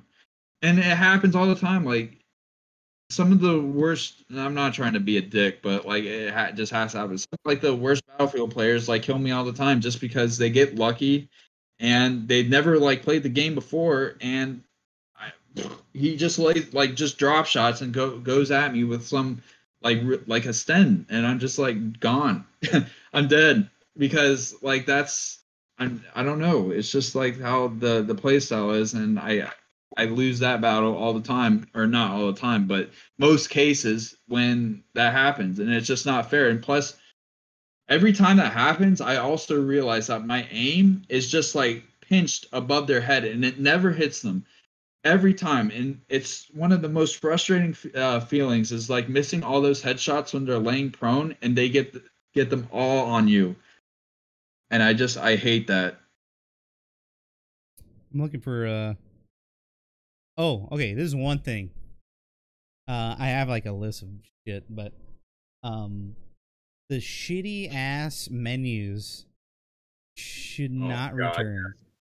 The UI that's in there right now should not my be in the God. next Battlefield game. Like literally delete it and start again because this Yes, one. I totally agree. I think every menu since Battlefield 1 has been one of the worst user interfaces I have ever encountered. Uh, Battlefield 1, so I played that a lot, but I had so many great clips, and guess what? I couldn't record because every time I tried to record, Xbox would be like, huh, we're just going to shut your game off because we have no user interface for a record system that functions properly. So the clip that you had will be saved, but guess what? We're gonna shut your game off, so you have to restart and find a new map or go back in the lobby. Like I got so pissed off, and that happened like at least 90% of the time. And I had a couple games where like I record and my character would just stand there like frozen, and then the screen would go like it would be like a 50-50 chance. And that really just sucked every time that happened. So hopefully they don't do that again in whatever the next Battlefield How is. about this But one? How about this one? Behemoths. never, no. Don't even think about like anything like that. God, I don't want to see that ever again. What That's about almost. elite soldiers? Mm, okay, I. How about elite weapons? Not like soldiers, but you could actually pick up like the weapons that you could in like Battlefield 4, like some pretty high end weapons, like the like is it the SVD 08 or some like Giga like AA-12 or something? no, it's the Barrett 50 cal on Oh yeah. Battlefield. Forget the name, but it's just like one shot kill like every time. But you'd have to pick that up, and once you like die, you can't get it back until like it comes back. Okay, so The yeah. AMR, yeah, that was pretty fun. I remember that. Got a couple good clips. Um, what about let's see. What's some other thing? I'm bringing up this question, chat. What should not ever return to Battlefield 6? Like from every Battlefield game, all the way back to the beginning. What should never come back? What should they not repeat? Question, actually. I can't even think because there's too much not to bring back, but How about damn. anything that's invisible? I think should never come back to Battlefield. Why does it keep coming back, Junda? I don't understand. Why did soldiers go invisible all the time? Here's the thing. Yeah, here's another thing. Is when you're like zooming in on a building, like far as hell, you can actually see, or when you're like just walking around, you can see a person like standing in the middle of the area, clear as day. But once you zoom in, he's like hovered around a building, and I'm like, what the hell? Where the hell's the what's I don't even know what the word is. I'm losing my mind. It's like the uh, rephrasing or the rendering. It's not rendered, so his body's like just standing there, and you're like shooting at him. I'm like, what? And so like I look back at, or like I look out of the scope, and he's like inside a wall, and I look in, and I don't know. I've had that happen to me like about 15 to 20 times, like playing this game.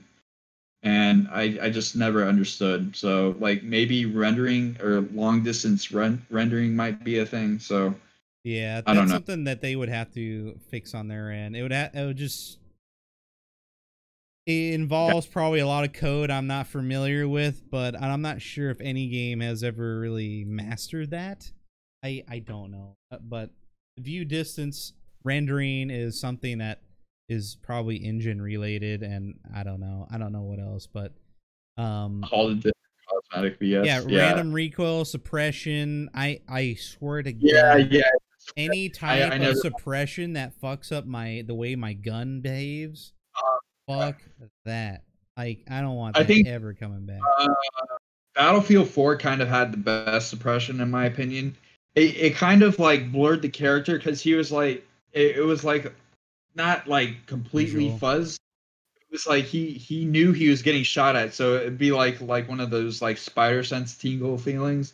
So the screen would be like fuzzy and like bullets would be coming at him, but you would never like lose focus on your aiming at an enemy, and that's what I loved about the Battlefield 4 suppression. You would get like suppressed obviously and getting shot at, but you could still fire back without like moving your weapon and like the bullet spread missing all the shots while you're shooting at them, you know?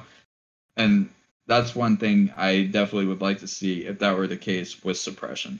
No losing gunfights because guess what? I'm getting shot by an LMG like prone on or not prone, but like bipoded on a stand where he's shooting me, but I can still like accurately fire back without missing my shots. That's all I want. Well, what about? Oh my God! Here's one thing I hope never comes to Battlefield: is anything that resembles a stun. Like I'm good with flash grenades that are quick, but stun grenades. I don't want stun grenades to ever enter into Battlefield at any Oh point. god, yes. No, yeah, Or I actually, would like, yeah, or it not just fucks up your vision, but actually slows you down. I don't think that's yeah. ever happened in Battlefield. I don't think. I don't think so either. I mean, there was times I don't want like that.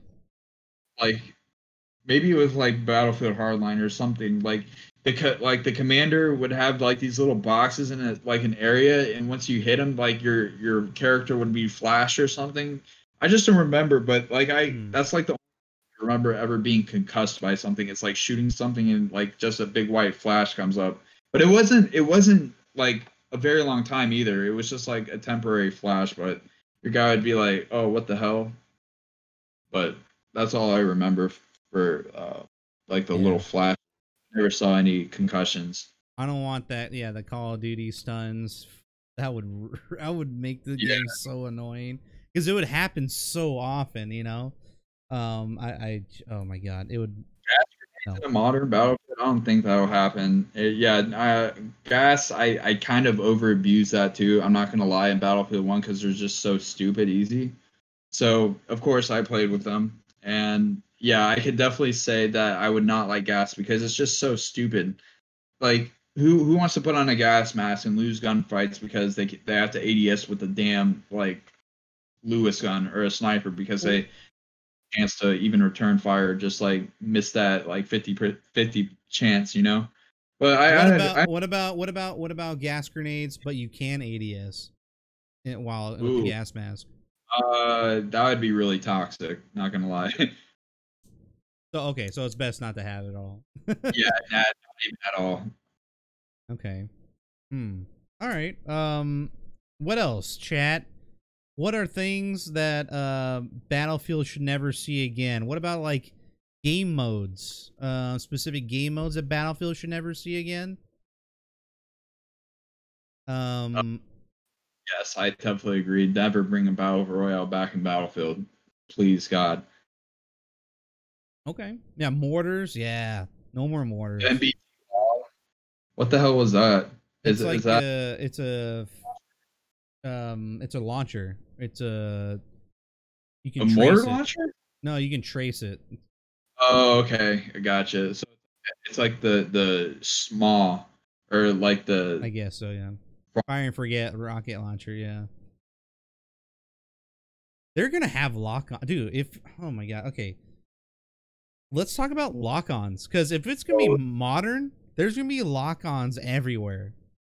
javelins. How are you gonna make? How are you gonna make a modern game without lock-ons? Chat? Junda? I don't think you can't. They have to have lock-ons because that's guess what? That's what's modern is using a small to take out a helicopter in today's modern combat. Obviously, I know. Even a javelin, we have them, so it would be kind of stupid not to put them in the game, right? So you're gonna have to because that's what people want. If we want the javelin systems, because guess what? It's in the army, so it better be in the video game, you know. And there's people like that that will take quote in that and be prideful of that, and it's crazy. And I don't care. But what I love is seeing like all the weapons and the modern military combat in video games. So that's why I love Battlefield, and it's so enjoying getting to actually play from my point of view and shredding with him all the time. So that's one of the main factors I love playing Battlefield. You know, because one, I'm in the military. Two, I'm good at infantry. So that's what I am. I'm an infantry player. So bingo. It's like a double entendre. Yeah, one of the biggest things in Battlefield was that this lock on is over time they've added equipment that is necessary for, let's say, something like a non-lock on weapon like an RPG could all of a sudden be a lock on weapon. Like in Bad Company 2, you had a tracer dart that you can shoot onto a vehicle, and now any launcher can now auto lock onto that. Yes, and then the missile follows that vehicle. Yes, I know exactly what you're talking about. Even Hardline had that. It had the stupid tracer dart, and you could like shoot a helicopter out of the sky without even having to do anything. An RPG could do it because guess what? It didn't have a lock-on missile. It just guided right to the vehicle and just blew it up every time. You could do it with helicopters, transport vehicles, armored trucks, or I think, and just immediately destroy anything because guess what? It didn't have a auto lock system or, you know, so it could be spotted. I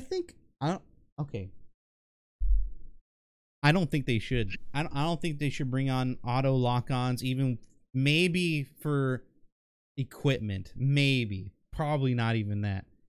But I like the wire-guided launchers, man. I think that's something they need to bring back. Yeah, I think that would be a good implement to definitely try to have an incentive to be more skillful and take out helicopters and having to actually guide it without having to use an auto lock on, just to even like create that skill gap, because there's guys that don't even know how to even function that, which actually need to, because if you're going to play Battlefield, you need to understand the logics of the weapon systems, like, and that's why I mentioned this in a tweet like a week ago. I had said like one of the top 5 things of it, like a wishful Battlefield, was creating a tutorial to help like the casual player base, to make them not be afraid to actually fight in combat, to not want to sit back and like not die, obviously, and just like actually play the game and like move up to the objective and play well, you know, instead of just like not playing at all. that's just one of my wishful, you know. That's cool. I think they can make a modern game without lock-ons. Like, yeah, what people are talking about. I don't think I definitely I don't want Iglas, but hey, maybe something like an airburst for AA might be good. Maybe the AA cannon airburst like they have in BF5 right now, instead of having I like tow launchers. Yes. Tow launchers, indeed. I agree with Terry there. I like those because it's still not a lock on, so you still have to guide the missile too. I think they can do it. Mike from Canada, Yeah. what are you talking about ambulances or medical helicopters? What do you mean, like as a mechanic? Like this helicopter maybe, like, you're onto something here. You're onto something. Yeah, like I know, I like it. I'm seeing something for that. I can feel like, see that he's like, that's something like that could be in a Milsim, but it could also work in Battlefield. Like it's like a medical resupply station that could also like could work as, you know, like a resupply station, how it is in Battlefield 5. I don't want to say it, but like okay, so like well, let me see if if I understand this correctly.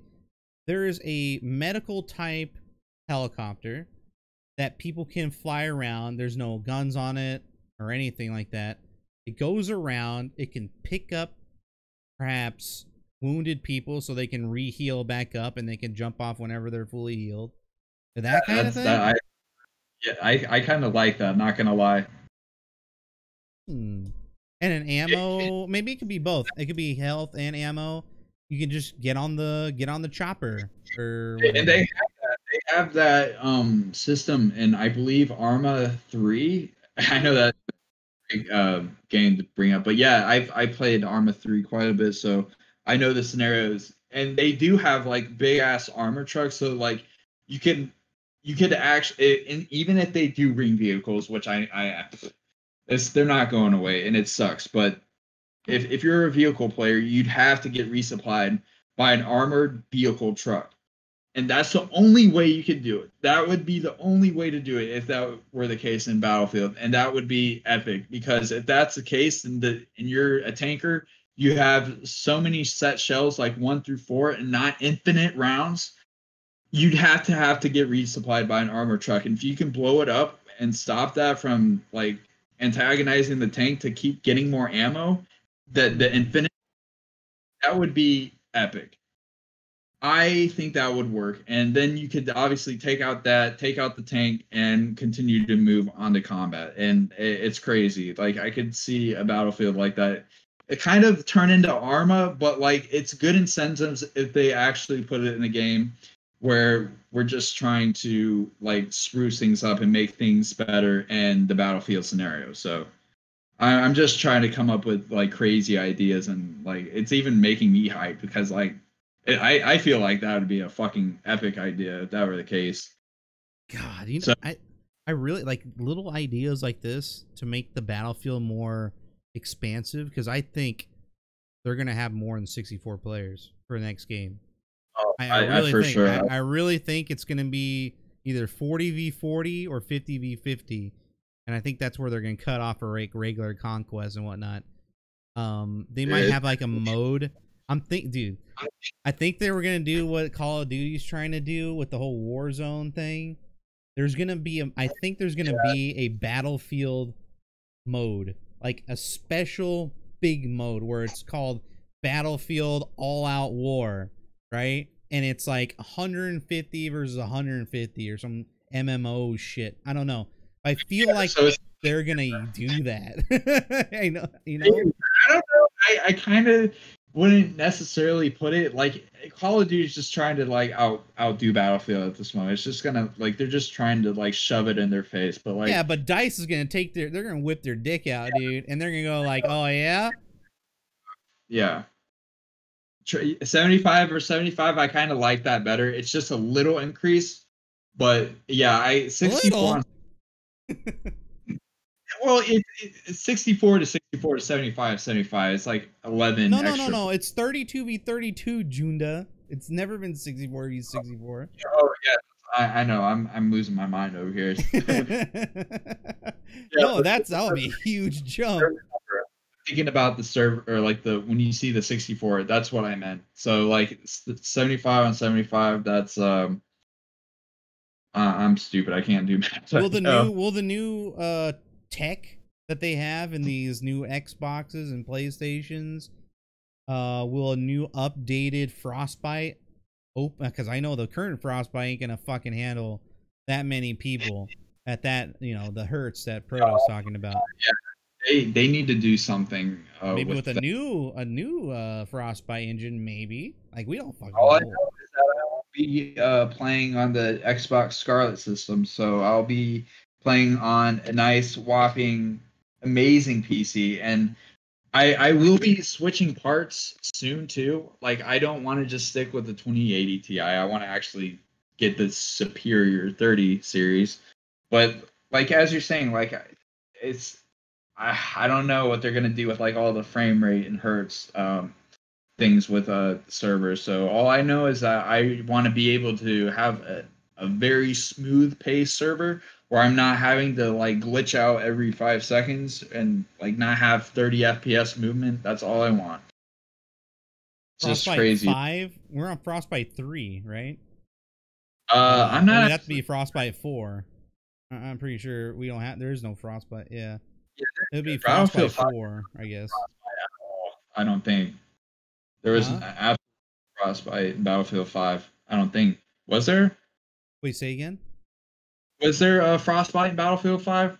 Yeah, it's Frostbite 3 is what the engine is for Battlefield 5. Whatever the Frostbite for Battlefield 4 was, needs to get implemented back.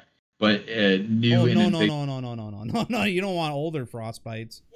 No. Well, you know what I mean, like the how it played or how it portrayed, you know what I mean? But like I don't think so. You don't want to go back in technology. You always want to improve on it, because that had lower hertz servers. It probably only had a specific type of like. I don't know. I'm just a silly nerd to PC. So it's okay. You'll get there, man. When you start learning PC stuff, you'll start learning what game engines are.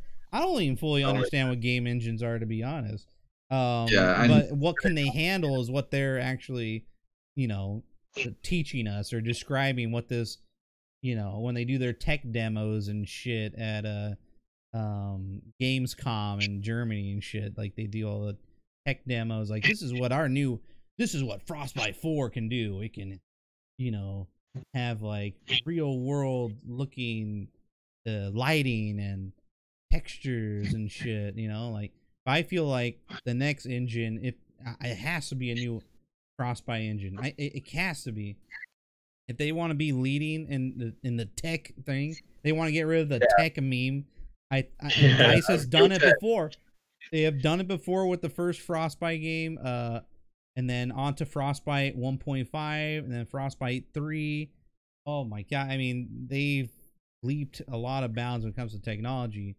I think this would be the time to, get to the Frostbite 4 and something like what Unreal Engine is doing right now. They're gonna have to compete with that shit. And yeah. You got Vince Sampello over there working on another Frostbite game. Like, why the fuck would they be building? Why would they be making a new game on an older Frostbite? Like, I don't. I don't think that's gonna. Yeah, so look out for more player counts, Junda. I think so, and that's going to change everything. It's going to change all the Battlefields we know it, because everything's based off of 64 players. Do you think a lot of people that play COD now are going to transition into the next Battlefield? Oh, if it's good. But I mean, I don't want it to be overloaded with COD players, because that's obviously defeating the purpose. I want to stick to my player base with you guys and like the best little family we got right now, and that's how we grow. It's just getting to like trickle people in, like, hey, come on, come check out Julian, come check out Energized Knight, come check out Steve, come check out like Zariana, Enders, like all these amazing we'll meet new people. New people will come in by the if the game is good and we have like 10,000 people at watching the Twitch section of Battlefield 6 after like, you know, 2 DLCs, like let's say a year down the line, and there's still like 10,000 people. We got like Apex numbers or something, then we're gonna be a very large community on Twitch, and we're gonna be meeting a whole lot of new people. Some of us might even the people we've met, they'll still be there, right? It's just we may not find them as often, but we still got our core group, and we'll use that core group to go into the next Battlefield, and I'm sure everyone's gonna do just fine. But if the game is shit, like, yeah, I'm sorry, it's not gonna happen. You know, so it's we're always gonna meet new people. Even this this transition going from, you know, 1 year of no Battlefield and an unsupported Battlefield game, people are just gonna branch out everywhere, you know. And so I want to make sure if anyone wants to come back and, you know, revitalize the whole, you know, community that we built. I'm still doing the BF show the whole time. You come back here and say hi. I'll be bringing on new guests all the time. We can bring Junda back. I can't wait. It's gonna be awesome. Yeah, we talked a lot about stuff today, and I think this would be maybe a oh shit. Never mind. Oh shit, Mr. Boca Boy. You got Boca Rosa. Oh, dude, I was about to fucking like end it because we're at the 2-hour mark. But I mean, we can talk about other stuff if you want. Anything on your mind, Junda? Like I can keep going for sure. 30 minutes more. Okay, sounds good. Thank you for the raid, Boca. Sorry, we almost fucking ended it on you. That would have been cringe as f. But I know. Yeah, but thank you for rating us. Like, yeah, people like Boca and all the people we've met around the community we'll have that for forever as long as they're still, you know, streaming. You know, we'll always see them on our follow area and whatnot. So yeah. Okay, Fido, really? If I fought a squid or cran eaters, who would win? Obviously, cran eaters. They're Marines, so no offense, but they'll win. Got him. I hope there's not any Marine veterans like doing that. Like, no, you can't just call me a cran eater. Haha, cran eaters go nom nom nom. That's a good thing. What Irish Canuck brought up. The whole Battlefield 6 having drops for on Twitch. Oh yeah. I 100% think they're gonna do that for sure. They're gonna have drops. You know who better be doing the drops? Me, Julian, Bocarosa. Every gosh darn Battlefield streamer that's been playing this forsaken game for so long deserves a chance, like to be part of Battlefield. And that's what I think might happen, is that they will recognize that how many like players actually do support Battlefield, want to see it like continue, and who knows, maybe one day we'll see like the little but well, like time will tell. Then that's all I gotta say about that. But yeah, what do you think they're gonna drop? Like, what kind of drops? Because now we're talking about cosmetic shit, maybe, or fucking dumbass weapon charms. I kind of like that, or like something unique, like couple cool weapon skins that they can choose from. Maybe. What about this? What about double XP? If they got the tag,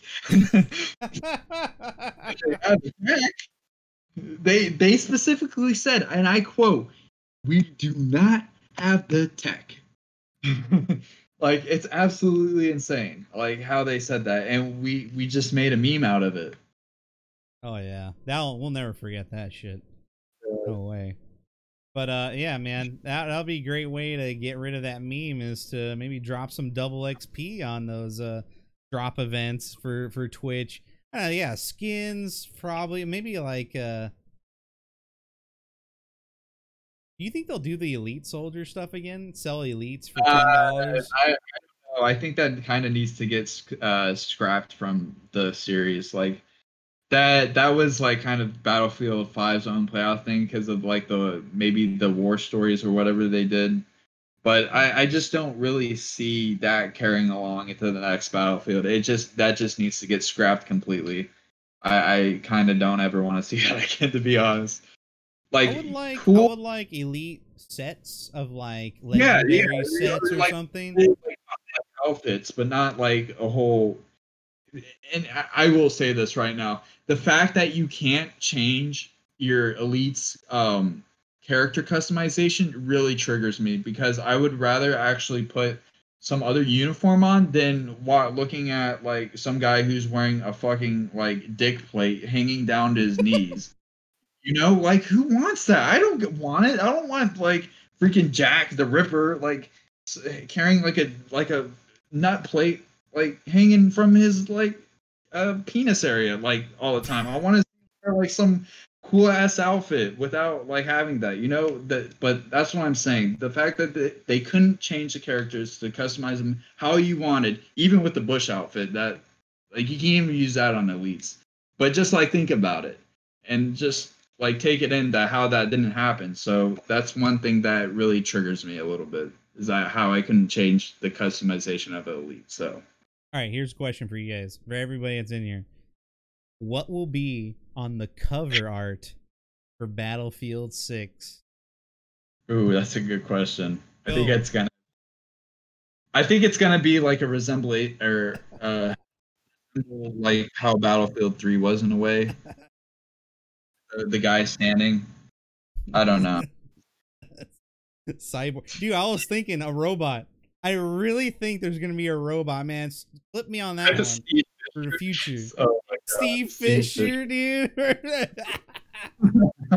He's actually the main character. Oh God, please help me if he is. Oh my God. Holy moly. Steve Fisher. It's actually your big brother Steve as the new character. Do you not know? Anyway, dude, yeah, having Norman Kinsley. Oh my God. Anyway, what else? Did someone what did brother Steve say? A Chinese lady with prosthetic arm. Like, I don't know. Do you think it's gonna be a man or a lady, or is it gonna be a robot? No, it's gonna be a man. Gonna be a man? Space Wars. Yeah, imagine actually them adding the robot. 6. Yikes! It's gonna be like Air Force gone like space. So it's what Call of Duty had the EMP or like was it Modern Warfare 2 like the where you were in space and the, like an EMP blew up and like the guy's body went like into stratosphere or something. It was one of the CODs, and like I just feel like that's gonna happen or a possibility, maybe since like the new Space Force thing is coming out. So it's just pretty funny. No catalyst. No. A 14-year-old. What? What the fuck, dude? You're crazy. Oh Assuming genders and shit. Zoomer. What do you think about? Ah, shit. No, that'll be stupid. My initial idea was like maybe have Battlefield progress through into the future, kind of like as the DLCs drop, the more futuristic it gets. Or okay, I can kind of dig that a little bit because wasn't Battlefield 4 based on 2020 if I'm not mistaken? Yeah. Mm-hmm. Okay, so maybe 20 years into the future, maybe you got some still sequel, like Battlefield 4. Yeah, it's like still familiar weapons like assault rifles, but you still or like now you're getting futuristic shit. Like a child. Those are like some I don't know. I just hope one thing I actually want implemented back. And chat, don't hate me for this, but I want to see Commander back. I gotta see somebody that commander position. I want people like spamming that UAV so I can see like people coming up because that like actually was very helpful, and I love that in the Battlefield game. Is that like I could find enemies like everywhere scattered because the commander's in and he's fucking throwing stacks and getting points for just stupid bullshit. And like, there's people that actually play that for a living, which is insane. People have like 100 million score for that, and like, it baffles me, like how people love that. It's crazy. They're like, they're the heroes we don't deserve. Actually, it's Oh yeah, crazy. But it's pretty much taken in, you know, a strategy game style yeah, and put it into a first person shooter. Battlefield did exactly. that a long time ago and it fucking worked really well. And It then really they did. decided to take it away because maybe it was too, I mean, it wasn't hip enough or something. I don't know. Yeah, I think you're I right. They don't should think bring it back. there wasn't really any commander system back in Battlefield One or like that era anyway, so they didn't have really good like comm systems. So that would have been that necessary. But Battlefield 5 could have maybe had it, but it might have still not have worked. And No, imagine that they got rid of that Rocket. shit. They were gonna get rid of that shit in BF3. We forced them to bring it back, and they did. It was like half-assed. And BF4 was on an iPad. I don't know. God, I remember you could actually play like on like you could play on your iPad like commanding like while like just like not even in the server, that which is pretty freaking cool, I think. But uh, Yeah, it was trash. It was yeah, trash. I heard it was like cool concept, but the whole thing was trash. Yeah, cool concept, yeah, but just not executed that well. But no, I want perhaps God, it's like a special soldier that's on there, and each person I want what was cool about the older Battlefield games is you can fuck up their assets and then uncaps to slow them down.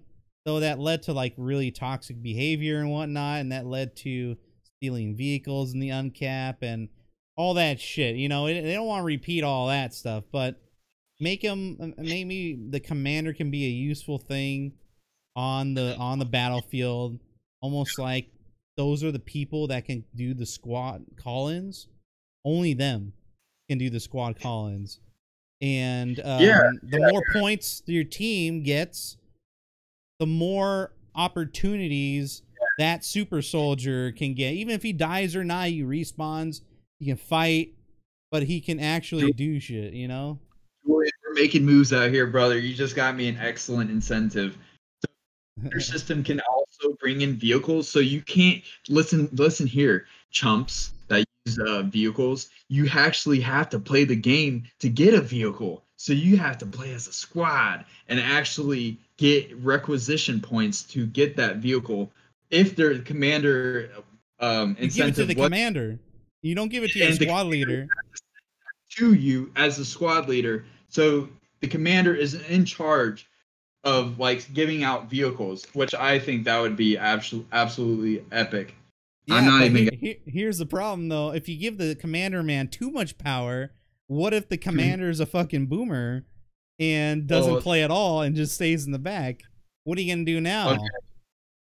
Well, that's not the thing. The commander's still in the post to still do the commanding job. But here's the thing. He can't give vehicles to players that don't have the amount like the squad scored available. So if he sees like a squad have like 25,000 points, he can call in or like the squad leader can request a tank or whatever they need, and then the ping starts going off and be like, all right, don't worry, I'll send you a tank right now. Bingo. That's how they get the tanks and vehicles in Battlefield 6. Ooh, man, we're really relying Junda on that I one think guy. so. We're making moves out here, like big moves. But if they ever implement our ideas, we better be getting half a fucking million of this, like even more. We Like got to it's think just it through because I mean, yeah. right here, right now, on the surface level, our idea for commander might be a really terrible idea because that's too much power into one hand, and if you can't get rid of that person or mutiny that guy, like we're gonna be in trouble because this guy has way too much power, can't get a vehicle, can't like you really gotta think this shit through, you know? Oh yeah, absolutely. But that's the thing. But like I'm trying to create an incentive for that. Like obviously the commander has to know what the hell he's doing, and like Chad's saying, like he could be a useless idiot or like a boomer that doesn't even know what to do. But let's just say if it was like a guy that like knew how to do like a good job as a role of a commander, is help the team as such and do it how like I watched it off of Hardline and Battlefield 4. Is like go to each squad and see how many points they have and give them like the specific like upgrades. But the upgrades can be like vehicle perks or stuff like to call in. But obviously the squad leader has to do that, so it's not like overpowered. So that would be pretty cool. Like we were talking about, like you can call in vehicles, you can maybe call in an arty strike or whatever they're gonna do in the next battlefield, maybe a mortar strike. Um, and obviously like a big ass or maybe an AC-130 rocket, like just destroying a town, like just sending like a couple missiles down and then like leaving. Obviously, that's I don't want an overpowered AC-130 just circling around, destroying that area for like Yeah, a I don't whole know, minute. man. Yeah, We're really thinking about it. It's a disaster yeah, actually. But it's crazy. It's good to we got think. let's think about something else, man. Let's think about how else could a commander work? Do you know how commander used to work in like Battlefield 2 and No, Modern Warfare 2? I never got that far. I started on Battlefield 4. Unfortunately, nobody So showed me you the. can when you start the round, you can apply to be the commander that start of every round, right? And sometimes it puts in rank and it puts in Yeah, time played. yeah, It puts in time played as a soldier who applies. So if you're the highest rank, you might get chosen as that. You can oh, also that so after you get a commander position, you have command of the commander assets, which are physical in the spawns, right? So you have a UAV setup or a truck, a UAV truck or something, and then you have artillery cannons, right? Um, so yeah, let's say the commander is a playable person. That's what they are. All right, yeah, and I'm laughing. that person can fight if they want. And but their main thing is to deliver assets like put up the UAV, scan for enemies, spot enemies, drop a vehicle there, transport vehicle, do an Yeah, it's a airstrike or great. something. Yeah, exactly. So That's and then, but what commanders did in the older games is that they just played and they didn't do that. They didn't do any of the UAV stuff. The enemy would blow up their UAV trucks and the artillery, and they couldn't do any of that. So what they did is they put in a mutiny system. So if enough people voted to mutiny this person, that new you would. person, someone new can now apply to be a A commander. Yeah, Yeah, that's how it neat worked because back then. I actually like that because that makes perfect sense.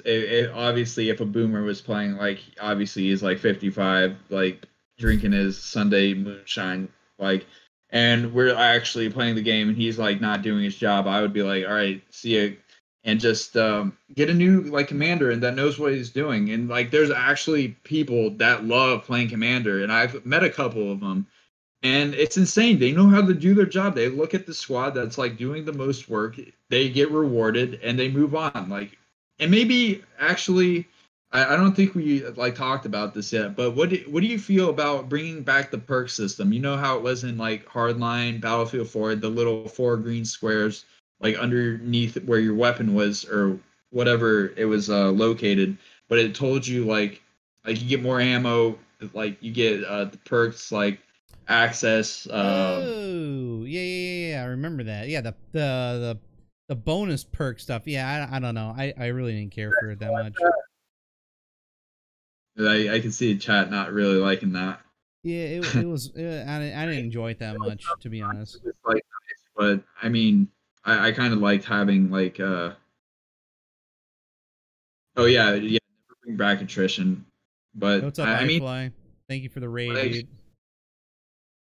oh gosh, it does bring some like weird remarks about it, but like Um, like the offensive and defensive perks like shouldn't have been in there. It's just like perks to like help like the soldier like sustain and like continue to keep going without like having to like lose any like requisition or ammo in due time. He could have so much ammo, but still like provide for himself without having to use a support.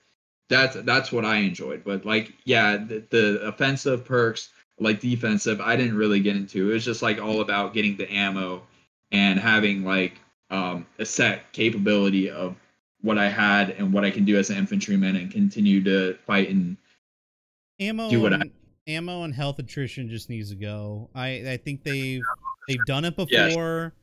Just when you get shot and you survive, give it a few seconds and you'll get all your shit back. Okay, so then there's that. But yeah, that needs to go. But we're talking about commander mode. How would we implement that shit? I think it should be a soldier that's ready to fight and get in on the objectives, right? And if this man uh-huh. refuses to fight or wants to stay in the back and call in shit or whatever, he can get his ass mutinied. But there's no like, commander assets that people can sabotage or blow up. There might be like some commander versus commander things. So let's Yeah, say that. Yeah. the commander player's objective is to not only support certain squad leaders, but to actually defeat the other commander by either Like having eliminate. eliminate the commander and you get a whole bunch of bonus shit, or I don't know. But Well, so I mean that's a good point, but here's the hot take of what that is because I don't know if you played Hardline or not, I but what didn't. Commander would do is hack into each other's systems and like take over and try to get as much requisition by destroying the Right. other commander's post. So he would like the commander like fighting would like hack into the system and like take over that post again for the other like that team. And then the other one would be like, nope, I'm taking that back. So it'd be like a fight back and forth of what they wanted on any side of the map or like the screen that they had options to click on and find like base maneuvers or whatever. And god damn, like even thinking about the commander and everything, like even you can make ammo points or like spots now, like health or not. I don't mean like the attrition, but like trucks, maybe like vehicles or like transport vehicles. God damn, it's hitting hard now. I just Maybe don't even know. I don't think Dice will bring back Commander because they wanted to get rid of it for so long. I And think that might have been a stupid idea because if that were the case, well, because it then brought there. so many problems. It brought too many issues that they just wanted to get rid of, I think. But I think they should try to reinvent it somehow. I think it would Yeah, be it cool could, as it a could new be feature. reinvented. Exactly. But the thing to be a commander, you'd have to have like special certifications. You Right. can't. You can't obviously have to have a score above what like a normal player would do and actually know what the hell they're doing or like have experience as a commander. If they have no experience as a commander, then obviously the role would not meant or not be meant for them. Obviously. So that could be implemented. And also it doesn't matter even if an infantry player uh, was a commander, they'd obviously check by the score and how well he does by playing the game or objectives and score play. Not really much KD, obviously, but seeing that and putting it in the game would actually just like build like a more efficient system to run without having to rely on. See, now that's what we're thinking is what Dice put in Battlefield 5 was the little rotation circle, and I think that's what the commander was, but I did not like that because it threw off everything I wanted to get. I did not want to get. So like every time I wanted to call into JB2, it would be something else because the rotation circle would screw up all the time.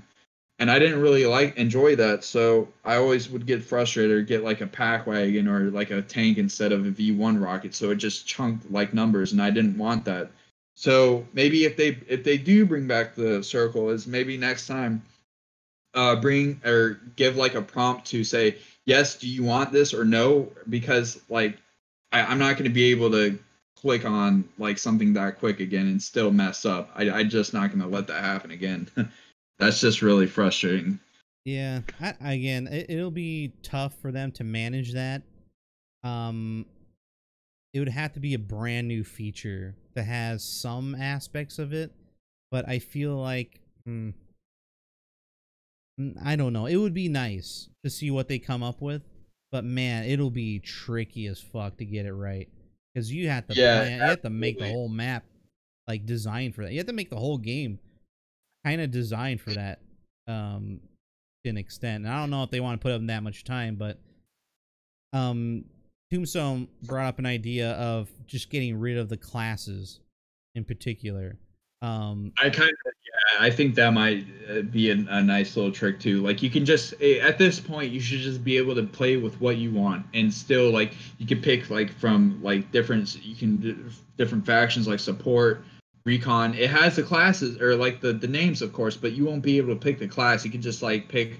You can be a recon, but guess what? You can also have like an RPG or like some type of like stat for it or and like a machine gun. But like you can have like the factors of a recon. You could have like a spotting scope or some type of like recon um uh proficiency, if you will, and just like use that to your advantage. But like you don't have to be a sniper to be a scout, obviously. But like that's the fun of it. That's why I love Battlefield because maybe they, Battlefield 4, yeah, maybe they should keep the classes, but make them a little bit more flexible.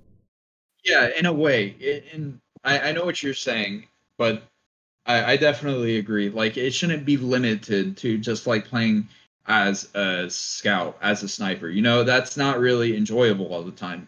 And and obviously it would have to be map formatted too, because I'm obviously not going to be sniping if it's a CQC map.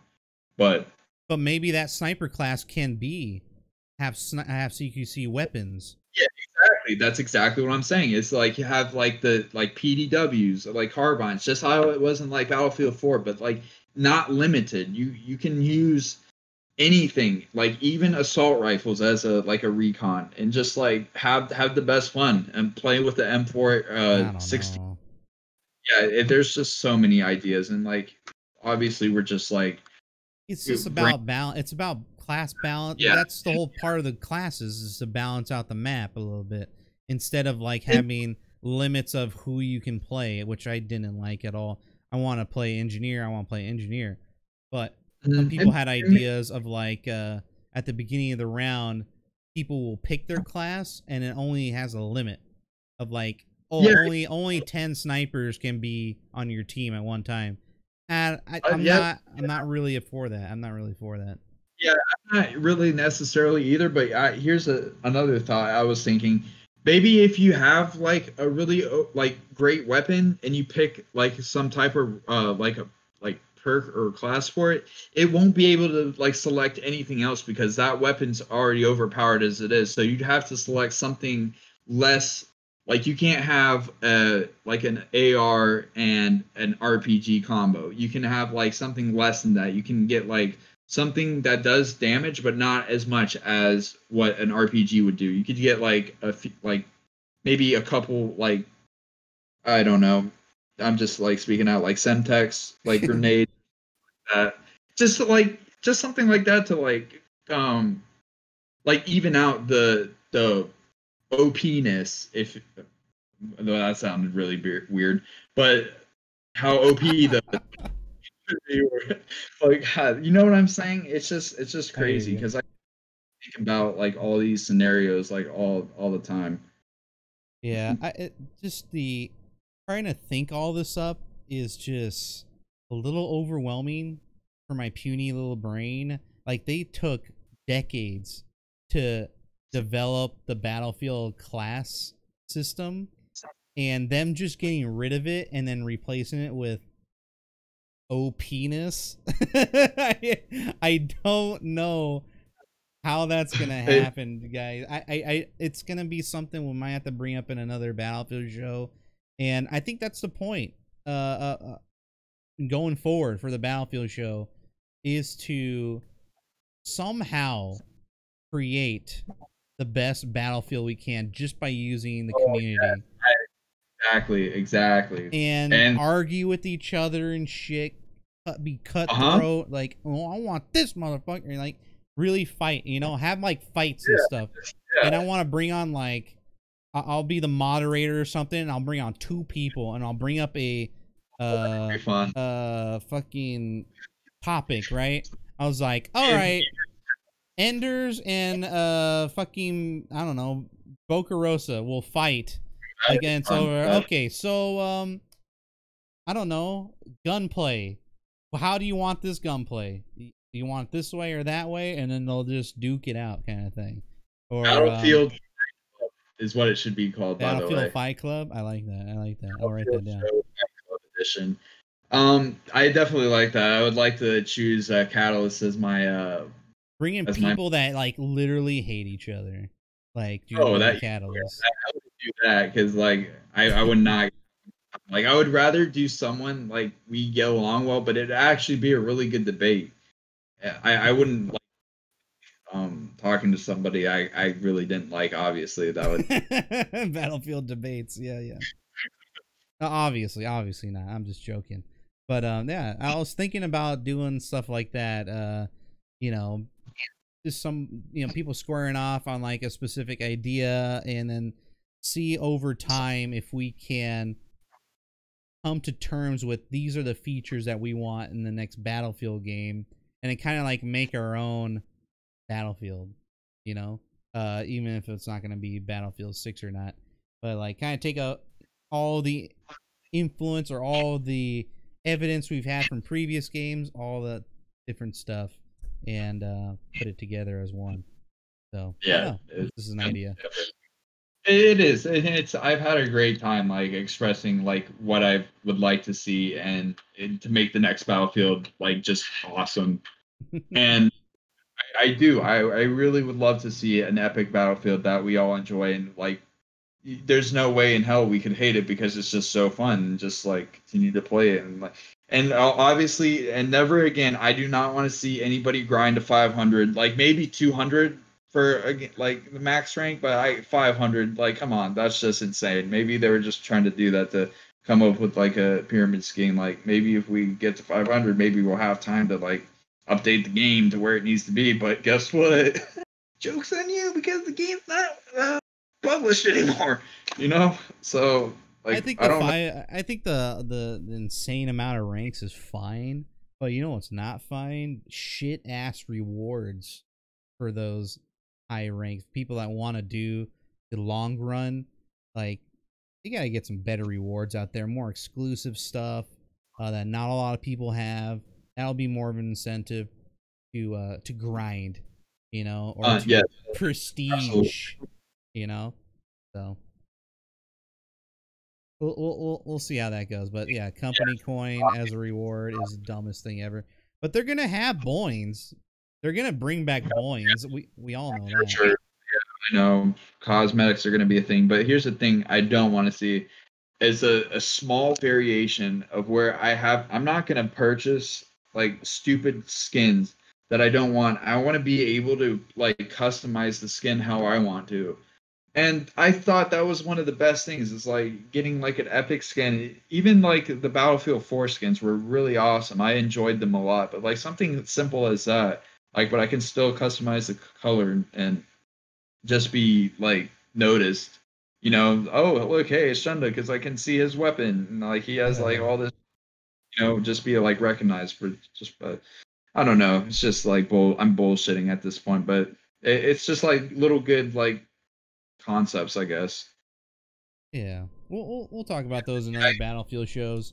Prestiging, ranking up, you know, Battlefield 4's resetting system that they had. I think that was BF4. It could have been BF3. I'm not sure. But you could like reset your stats and shit at one point, but keep like all the unlocks. Just reset stats as an option. God, there's so many different things they tried, but character, yeah, Catalyst. I see. That's another thing I like to like maybe like get like something that portrays your character because I definitely would get a Gundam on the side of my rifle. You know, that's fucking sick. That's what I love. But the fact that they haven't implemented that or like done something like that. So what will they do with like Nazi symbols and shit? Yeah, Like, with that, like they how they obviously gonna they can. stop that, right? That'd be pre-made, preset stuff. Yeah, they can do things like that. They have the abilities to take away and like remove like those types of symbols. The fact that they just don't like get it reported or enough just like makes it more frustrating. Yeah, I just That don't think they want more manpower to be behind that. They're gonna have to have like set stuff, like pre-made weapon charms or skins or stickers like they have on stupid Modern Warfare. They're just gonna have to make them cooler. I don't know. They might implement all that kind of shit. I don't know. something unique, I guess. But we shall see. We shall see, indeed. All right, guys. I think we can wrap it up right there. I'd like to thank everybody who came out to talk Battlefield with us, and I'd like to thank Junda for coming along and talking some stuff. Thank you for being up late. I know it's really late up there, but you get the day off tomorrow, so you're all good to go. Yeah, And and thank you again, Julian. I really appreciate it, man. I had actually a really good time talking to you that was tonight, fun, man. dude. I kind of want to do this for like hours, man, but you gotta stop at some point. We'll do it in the next episode. We'll change stuff up, maybe bring in a couple guests and have them duke it out. Who knows? Maybe we'll actually do the whole BF Fight Club thing. I think it'll be really funny. But yeah, just try to. That's the whole point of the show. Is to try to make a good Battlefield game and speculate about Battlefield 6, and that's just what's gonna go on. What the Battlefield show used to be is to help improve Battlefield 5, but that game is dead. Oh well. See ya. Like, we're just got to move on. But if you guys enjoyed the show, please follow the channel. If you're new here, we're gonna be in this Twitch section up until Battlefield 6 is announced, and then we'll go into the Battlefield 6 Twitch section directory. But for now, we're going to be in the talk show podcast area, and I hope you guys are on board with us. Please do follow the channel, tell your friends, share it. This is going to be on YouTube right after, on my YouTube channel. Share it around, like, subscribe, do what you need to do, and yeah, we'll see you guys maybe next week. Watch out for the Twitter. I'll probably have one next week, probably. Yeah, I'm pretty sure I'll have something. So anyway, until then, I will see you guys on a flippity flap. Good night, everybody. Bye bye.